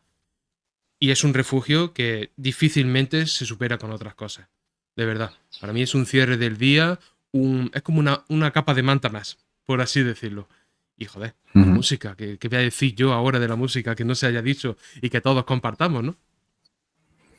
Bueno, no, desde luego que la música es un refugio y además creo que no es casual que sea la música, ¿no? Lo que Jonathan sube o baja para que Will escuche o no escuche lo que dice su madre. Creo que aquí también podemos ver esa vulnerabilidad de Will, esa cosa de sentirse diferente, de quizás hacer cosas que no quiere hacer. Bueno, pues también buscando la aceptación probablemente, ¿no? Buscando el cariño de ese padre que no está. Y me gusta mucho eso, ¿no? El que la música sea lo que regula esa situación. También por la canción. Creo que también hay el Should I Stay or Should I Go. Interesante que esté también el Jonathan porque creo que habla de él también, en cierto modo. Así que si quieres vamos un poco a eso. Sí, es un recurso narrativo. En este caso conecta el presente con el pasado y lo que en el presente es un conflicto se conecta con la necesidad de cuidar de su hermano. Y ahora que falta su hermano, es simplemente tan fácil como decir, ¿Should I stay or should I go? O me quedo o me voy. Tengo que decidir. Y la música, en estos términos, tiene la cualidad casi mágica de decirle a los personajes o recordarles lo que realmente quieren decir o hacer. Y es como, escucha tu corazón. Lo que le decía el padre de William Wallace en el sueño Mm. que tiene el niño. Dice, tu corazón es libre, ten el valor de hacerle caso. Eso es imbatible. Eso es imbatible porque es aplicable a tantísimas cosas que uno queda asombrado. Es exactamente lo que pasa aquí. Muchas veces la música como tal tiene la cualidad de encarrilarnos en el ritmo en el que deberíamos vivir. ¿Tú no has oído alguna vez una canción por la calle y de repente te has encontrado andando un poco más deprisa o con más ritmo del que tenías No. anteriormente de escuchar esa canción? Eso es magia, pura magia, tío. De decir, esta es mi canción, no la que quería, pero sí probablemente la que necesitaba. Y fíjate, probablemente a mí me han salvado muchísimas mañanas, ¿eh? Las canciones, cierta playlist, y siempre estoy yo haciéndome playlist. Digo, esto y para lo otro. Y te digo que se vive mejor. Sí, la música, a mí también me pasa, ¿eh? Yo también por las mañanas a veces puedo poner música porque al final invariablemente, vamos, no invariablemente, irremediablemente te puede modular el estado de ánimo en un momento determinado. Y cuando te levantas más bajo y pones algo un poco más movido, por ejemplo, hace también que tú empieces como a despertarte también con el día. Sé que hay gente a la que eso no le gusta, pero a mí, por ejemplo, es una cosa que también me sirve. Y al revés, música tranquila también, Sí, para no. otros momentos. Además que hay algo muy parecido. En fin, tú te dedicas a lo que te dedicas, eres psicólogo y seguro que lo has leído o estudiado. De simplemente poner una sonrisa en tu cara ya envía una señal al cerebro que te condiciona a que las cosas vayan mejor. Tú puedes estar en la mierda, pero esa sonrisa es lo máximo que podrás poner de tu parte si no puedes tomar parte en la solución del problema en ese momento. Simplemente sonreír. Y es curioso cómo funciona, ¿eh? Pero tú estás mal y Sí. de repente empieza a iluminarte la cara, las cosas van mejor. Te diría que hasta te llega un chute de energía. Y con la música a mí me pasa lo Sí, mismo, ¿eh? yo creo que ahí depende muchas veces, ¿no? De cuestiones más individuales, pero es verdad que eso también ayuda, ¿no? Como gesticularidad o lo gestual. Mm. Sí que ayuda, aunque ahí sí que yo también en mi experiencia creo que depende más, ¿no? De casos individuales, pero sí que es verdad que yo también lo he oído eso. Y hay algo, no recuerdo muy bien, pero había una explicación química para este tema como de los gestos y cómo eso influía, ¿no? En la química del cerebro, aunque luego hay, ya te digo, muchas variables individuales que pueden influir en que eso sea tan así o no, pero la idea creo que queda clara, ¿no? Al final que la música es un transporte y que muchas veces también nosotros podemos influir en cierto modo en nuestra propia emocionalidad también, no solamente la emocionalidad en nosotros, sino que a veces nosotros podemos también influir en ella a la hora de verla, intentar ver las cosas desde un punto de vista determinado o no, o lo que tú dices, ¿no? Aunque haya otras variables también que influyen. Pero creo que esa es la idea, ¿no? Que querías decir, como el control también que puede haber sobre los propios estados. Me gusta que saquemos este tema porque da la casualidad de que, en fin, yo necesito, para funcionar en el día, necesito mucha más energía de la que mi cuerpo y mi descanso normalmente me concede. Hace poco, realmente poco, he empezado a tomar esto, no sé si lo leerás. Es Eh, Veroca Performance. No estoy haciendo aquí ningún tipo de publicidad, pero ¿conoces esta pastilla? tampoco, tampoco nos patrocina. No nos patrocinan, no nos patrocinan.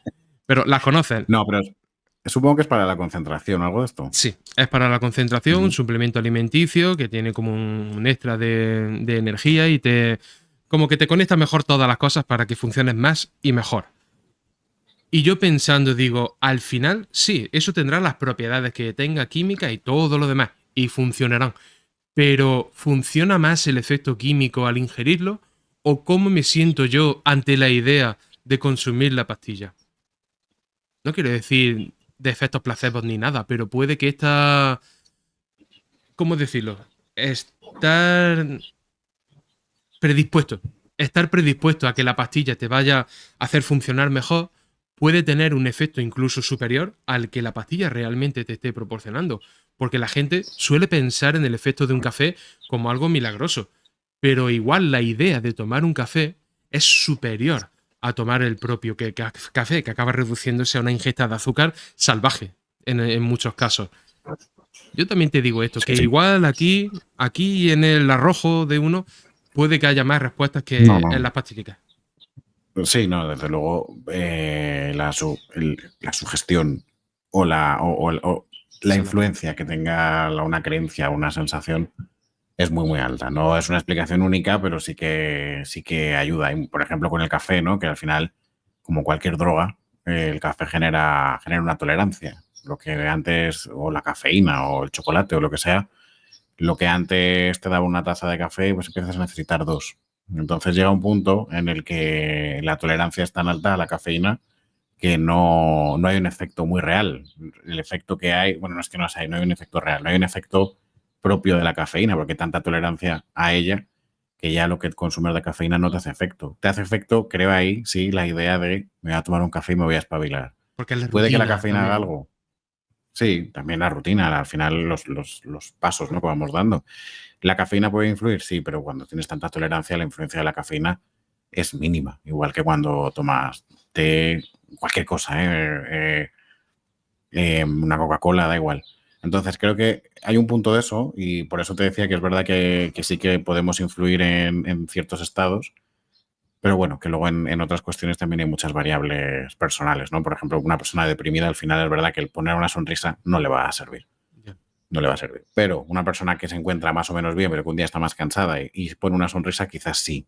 ¿No? Todo ahí depende de luego esas variables más personales. Pero bueno, en cualquier caso, la música, un buen instrumento para canalizar cualquier cosa. Sí. Está bien. Sí, además deja que te diga una cosa. Lo digo porque lo estamos publicando en un momento en el que esto ya se ha hecho. Pero cuando yo hice lo de Harry Potter con Lula, los días anteriores yo estaba electrificado, ¿sabes? Porque la anticipación de hacer eso, con ella, por supuesto, pero también de cumplir ya de una puñetera vez con hacerle los análisis a los libros de Harry Potter, esa idea a mí es como que me devolvía algo infantil, que inevitablemente perdemos paulatinamente, pero que siempre queda un resquicio que está ahí y que cuando pasa algo que se presenta como una novedad absoluta, hace así. Tremendo, ¿eh? Como un gran estreno, ¿no? Yo veía el estreno de Los Cuatro Ujú. Fantásticos con una mirada asombrosa, ¿eh? Sí, sí, desde luego. Desde luego. Vamos a mandarle un abrazo a Lula Sí, desde aquí también. desde luego. Un abrazo grande. Castillos y Ratones es su podcast, por si no lo conocéis, quien nos estéis siguiendo. Podéis encontrarla por lo menos en iVoox seguro, y no sé si en Spotify, pero en iVoox seguro que al final es donde estamos todos. En iVoox, por iVoox todos pasamos. Sí. Vale, para cerrar la parte de adultos, si quieres, vamos a pasar a la escena de Joyce en la casa, que creo que es la gran escena de terror junto con la del tablero. Para mí hay un punto de terror ahí también. Sí.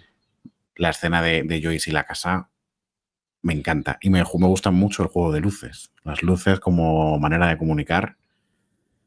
Eso va a dar mucho juego. Bueno, qué decirte, ¿no? Tenemos Sí, sí, arriba tenemos las guirnaldas. lucecitas. A ver, igual a esta altura ya de la conversación es más fácil comentar toda esta escena, que decir que funciona como un tiro, ¿no? Pero funciona como un tiro porque Winona Ryder está totalmente entregada, su personaje es muy interesante, la angustia es real y lo mínimo que le pase va a ser como echar una cerilla a un charco de gasolina.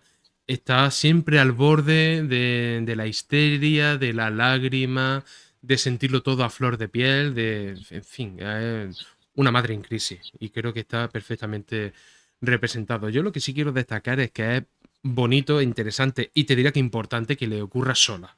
Porque si le llega a ocurrir ahí con Jonathan, sí, vale, somos familia y lo entendemos por igual. Pero no, no, porque una cosa tan sencilla, yo he dado a luz a este chaval y tú te lo has encontrado por la vida. Y eso es una cosa que siempre marcará la diferencia. Solo una madre comprende el problema en el que está un hijo cuando algo pasa. Y ponerla ahí Tam- en primera línea, pues no ves.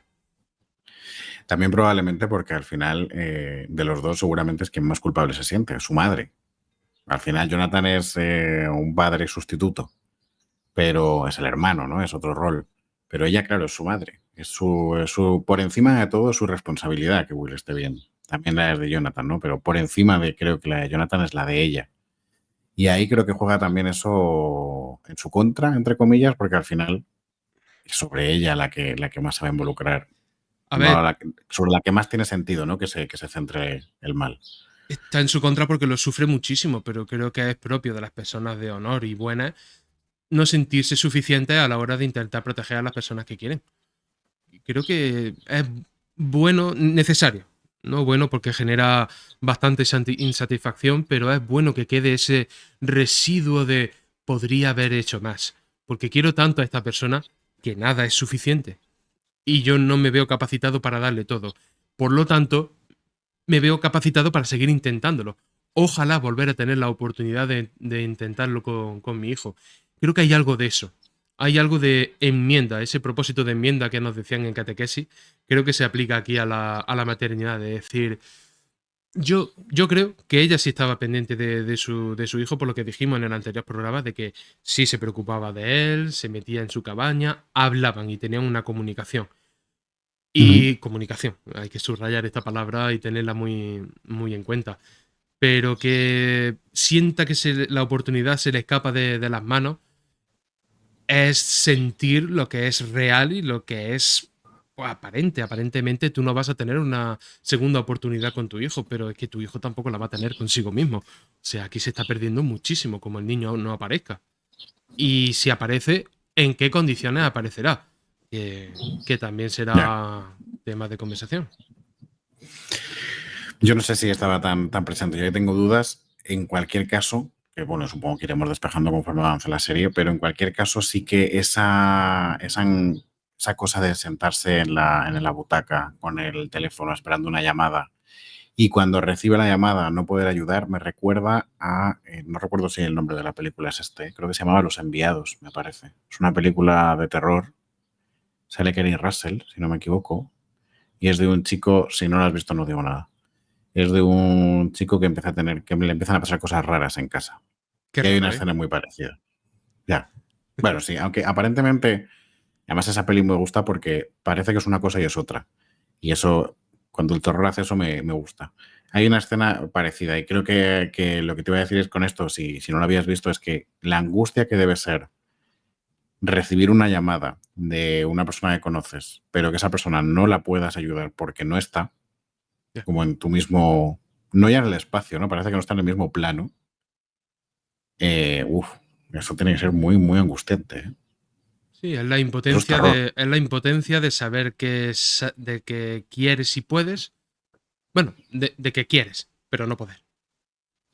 Es como, estoy preparado para tener una segunda oportunidad con mi hijo, pero esta distancia que hay entre él y yo lo hace imposible, ¿no? Es como esta relativización de vivimos puerta con puerta, pero estamos a miles de kilómetros de distancia.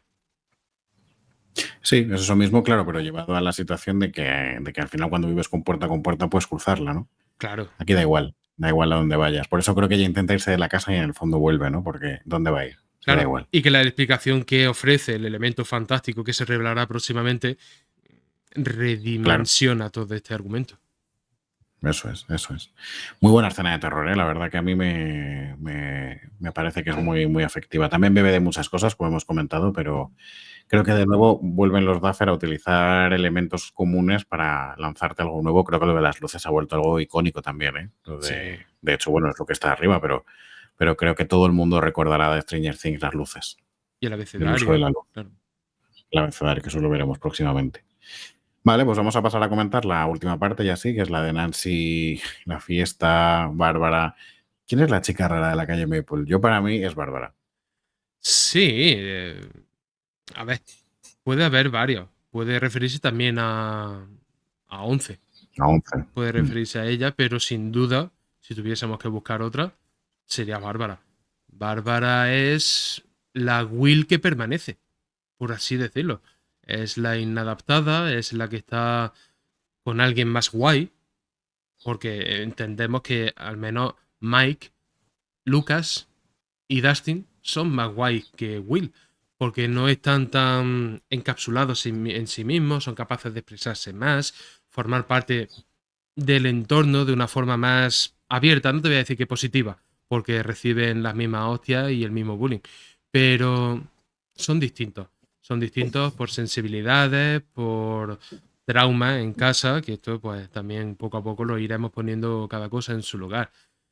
Lo que pasa con Bárbara, yo pensando en todo lo posible, pienso que puede estar enamorada de Nancy. Ujú. Se me ha ocurrido que podría ser, y que ese podría ser el origen de su recelo ante la fiesta, ante que cometa un error, de decir, vas a cometer un error que deberías cometer conmigo.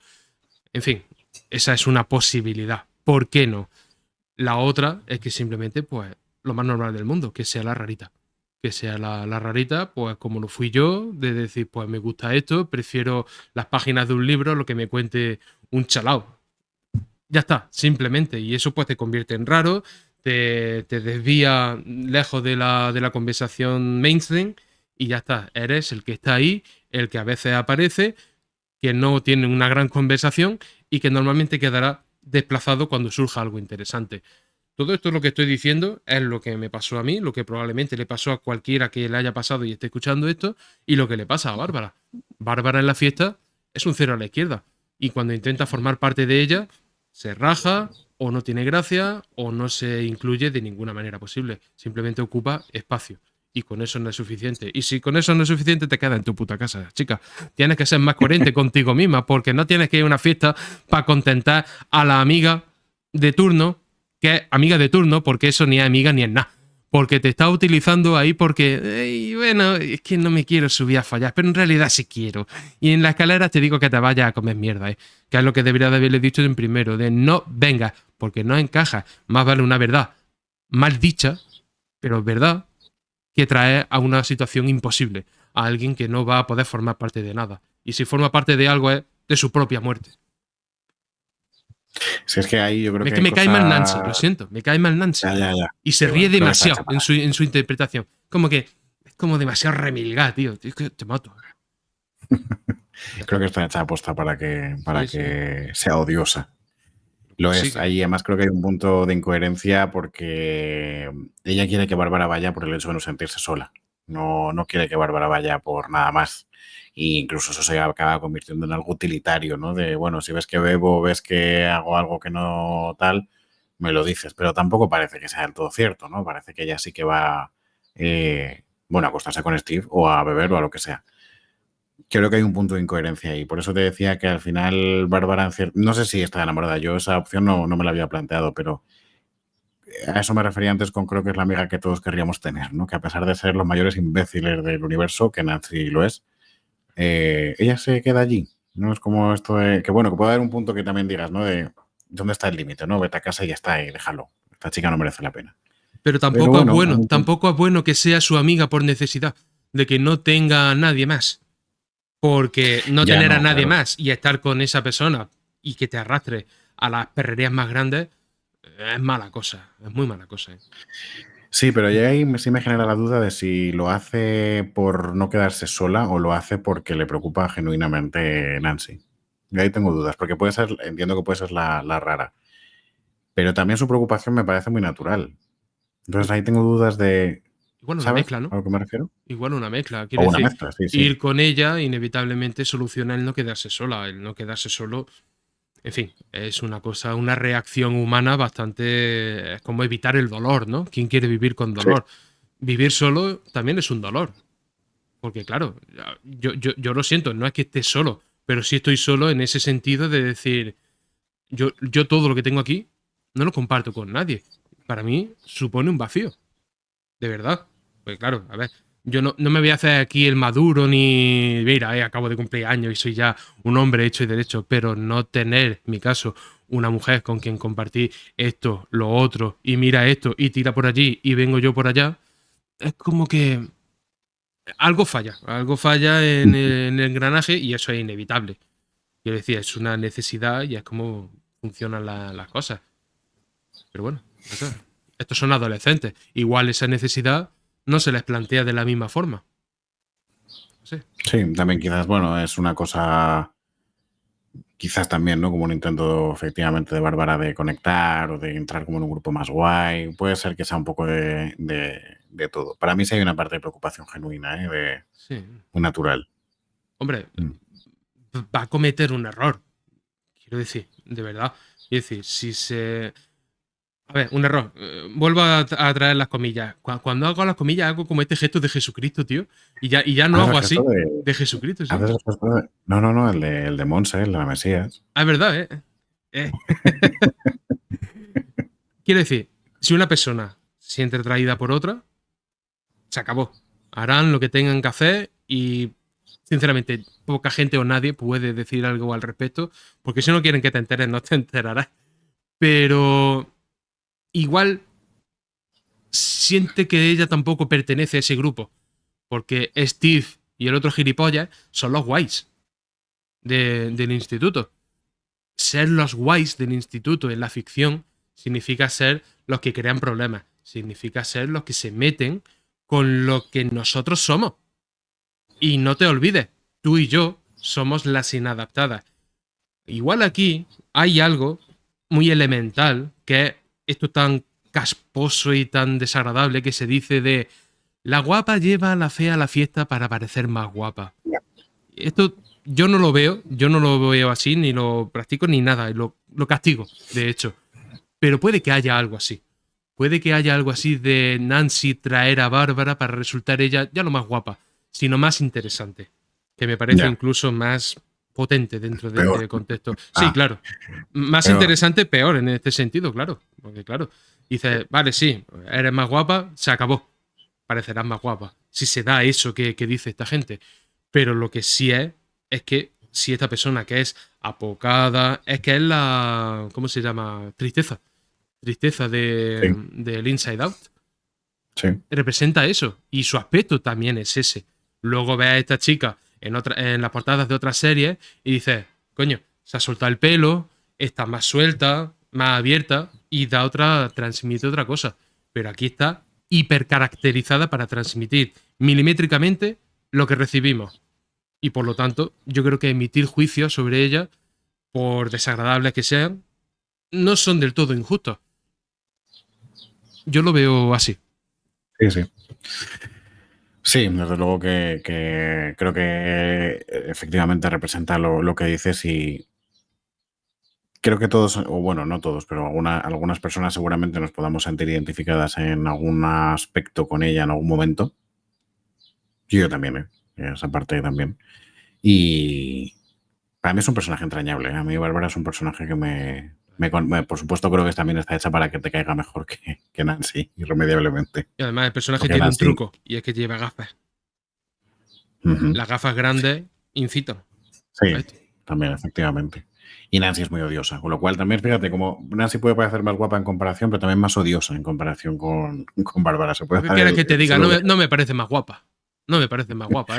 Bueno, Tiene una cara cuadrada, tío, que parece una pieza de Minecraft que le han pegado una patada. No sé. Ya está, no me parece guapa. Ya está.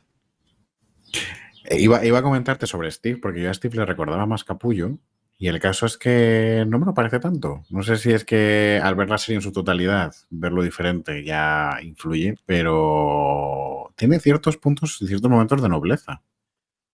Es que no es un personaje malo, lo que pasa es que en las temporadas actuales o recientes nos lo han mostrado como un personaje demasiado luminoso y nos da la sensación de que se ha redimido por completo de algo malísimo, pero lo que Sí. era gilipollas, ya está. Pero ¿cuándo ha sido eso un pecado en un adolescente? Claro, sí, pero es verdad que al ocupar ese papel, ¿no? De adolescente malote y tal, como que quizás los propios prejuicios te van como a pensar que es de una determinada forma y sin embargo no lo es. No, o no me lo está pareciendo también este visionado. Bueno, la temporada no ha acabado. Seguramente Bueno, eso no. llegarán cosas que nos lleven a ese argumento de, pues mira, sí tenía algo. Igual sí, igual sí. Igual sí. Nada, pues eso era un detallín. Y sí que, si quieres, para acabar, vamos a comentar toda la parte de Jonathan. Yo he de reconocer que esta parte de las fotos, la primera vez que la vi, no me sacó, pero sí me generó muchísimo conflicto con el personaje porque hasta ese momento le había visto de una determinada forma y esta cosa como de la vulneración de la intimidad me pareció tan desagradable que me generó mucho conflicto con el personaje. No sé si fue una. O sea, ahora conforme vayamos hablando de ella episodio a episodio, veremos, pero en algún momento llegué a pensar, esto es un fallo de guión. Esto está escrito y en algún momento se han dado cuenta de que esto no funciona y, y ya está. Estamos hablando un poquito más adelante, ¿eh? Pero a mí me genera mucha incomodidad. No sé cómo viviste tú todo esto. No recuerdo cómo lo viví la primera vez, pero volver a ello no lo recordaba. Te lo digo como ha pasado. Pero lo que sí creo es que se le dedica mucho tiempo. Dura mucho haciendo fotos. Es como que quieren que lo veamos. Quieren que nos centremos en eso. Así que yo me pongo a hacer deberes y a ver qué saco yo de todo esto. Es lo que te he dicho antes, así por encima. Creo que saca fotos para tener recordatorios de la vida que no está viviendo, pero que le correspondería vivir. No porque podría ocupar el lugar de Steve, que probablemente, porque vemos en este episodio, no lo hemos comentado, pero Nancy se acerca a Jonathan cuando está colgando el cartel de Will en el tablón del colegio. Y ahí vemos un momento de redención para Nancy, de decir, sí, es todo lo capulla que hemos dicho hace unos minutos, pero además tiene esto. Probablemente son los tira y afloja que pasen con Steve, ¿no? De Steve, pues va a lo que va a hacerse una muesca más en el cinturón, pero también tiene nobleza de volver atrás, retomar el estudio y está bien. Y aquí creo que lo que pasa es eso.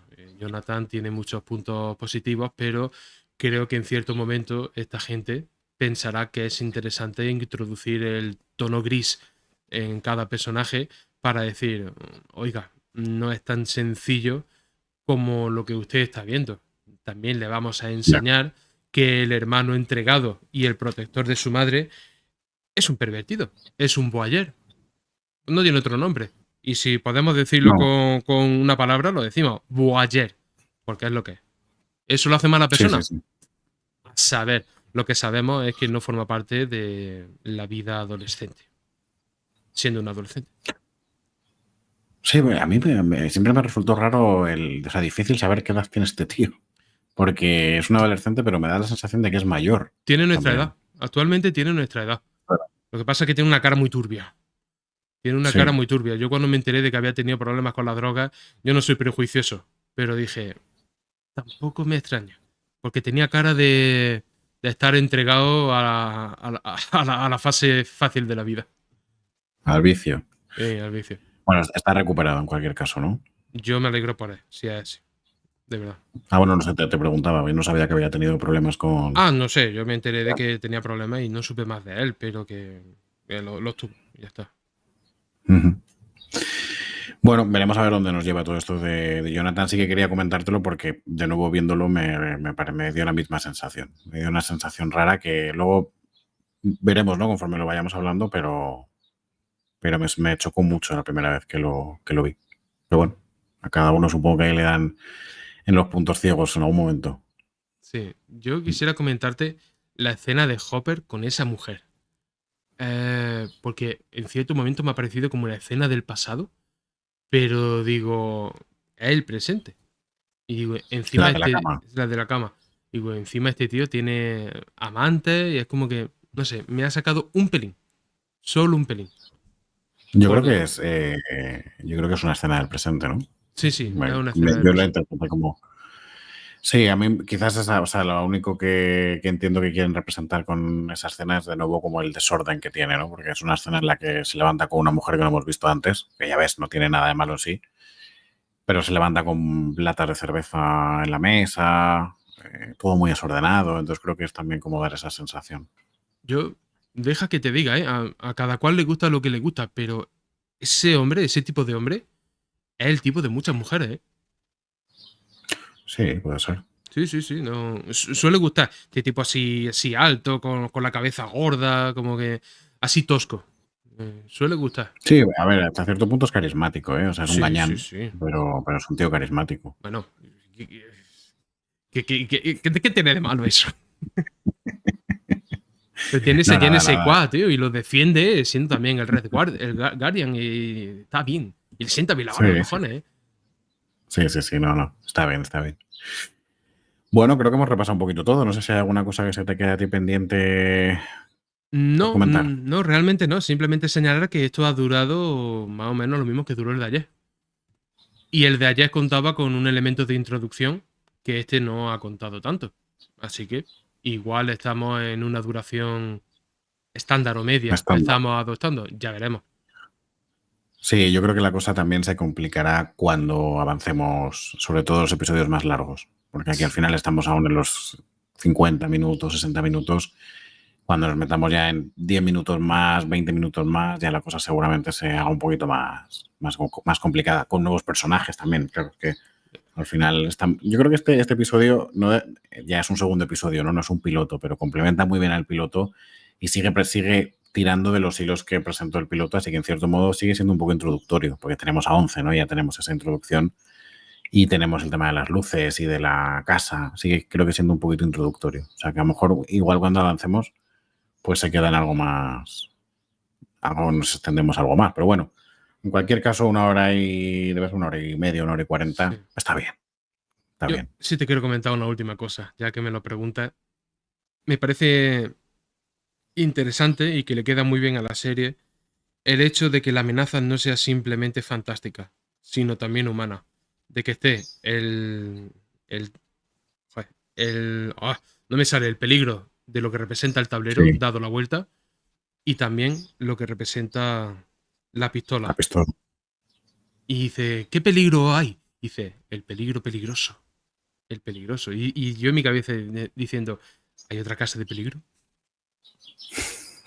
Para ellos, ya. Además, es que está muy bien representado también toda esa parte del laboratorio de Hawkins y esa gente que no sabes bien quién es, representan un peligro porque realmente les ves capaces de hacer cualquier cosa y El saben más científico loco, información. ¿eh? Un concepto. Sí, claro, claro. Y tienen más información que tú también, con lo cual ahí eso se presenta como más información que el espectador. Se presenta como una amenaza interesante. Aparte que luego se une con todas estas conspiraciones de los 80, ¿no? Del gobierno y todo esto es fácil unirlo, claro, con Gentuza. todo eso. Son grandes gentuzas, ¿eh? Las cosas como son. Bueno, pues hasta aquí el análisis del segundo episodio. Vamos a recordar un poquito maneras de contacto e encontrarnos. En tu caso, Ani, los supervivientes. Spotify, iBox, YouTube y tirad de lo que sea. Por ahí me encontraréis. Y si no, ondead la bandera y yo tiraré una bengala. Bueno, si quieres dar Twitter o algo, o no sé Sí, dónde estás en Twitter, pero sí, el programa ya no tiene esto, pero Caos y Pandemonio. Me vaya a encontrar. Además que creo que soy el único Caos y Pandemonio. muy bien. Eso da una sensación de unicidad, ¿no? Ya estás. Soy mi propio De caos y mi propio hogar de los demonios, así que, ¿qué quieres que te diga? Está muy bien. Y a nosotros nos puedes encontrar en Spotify, en iVoox también y en Instagram como psicología_plus. Así que por cualquiera de las vías también nos puedes encontrar o ponerte en contacto o lo que quieras. Y nos vemos mañana con el tercer episodio, poco a poco, teniendo en cuenta que son temporadas de 8 o 9 episodios, es fácil acercarse a la mitad de la temporada. Vamos en el tercero, casi vamos a ir ya a la mitad. Así que Peligrosamente. bueno. Además, llevamos un ritmo Quiero Sí, decir, sí, sí. elaborado, vamos a dejarlo ahí. Eso es, eso es. Así que nada, muchas gracias por acompañarnos hasta aquí y nos escuchamos mañana. Muchas gracias, Alejandro. Que vaya bien. Hasta luego. Chao, chao. Hasta luego.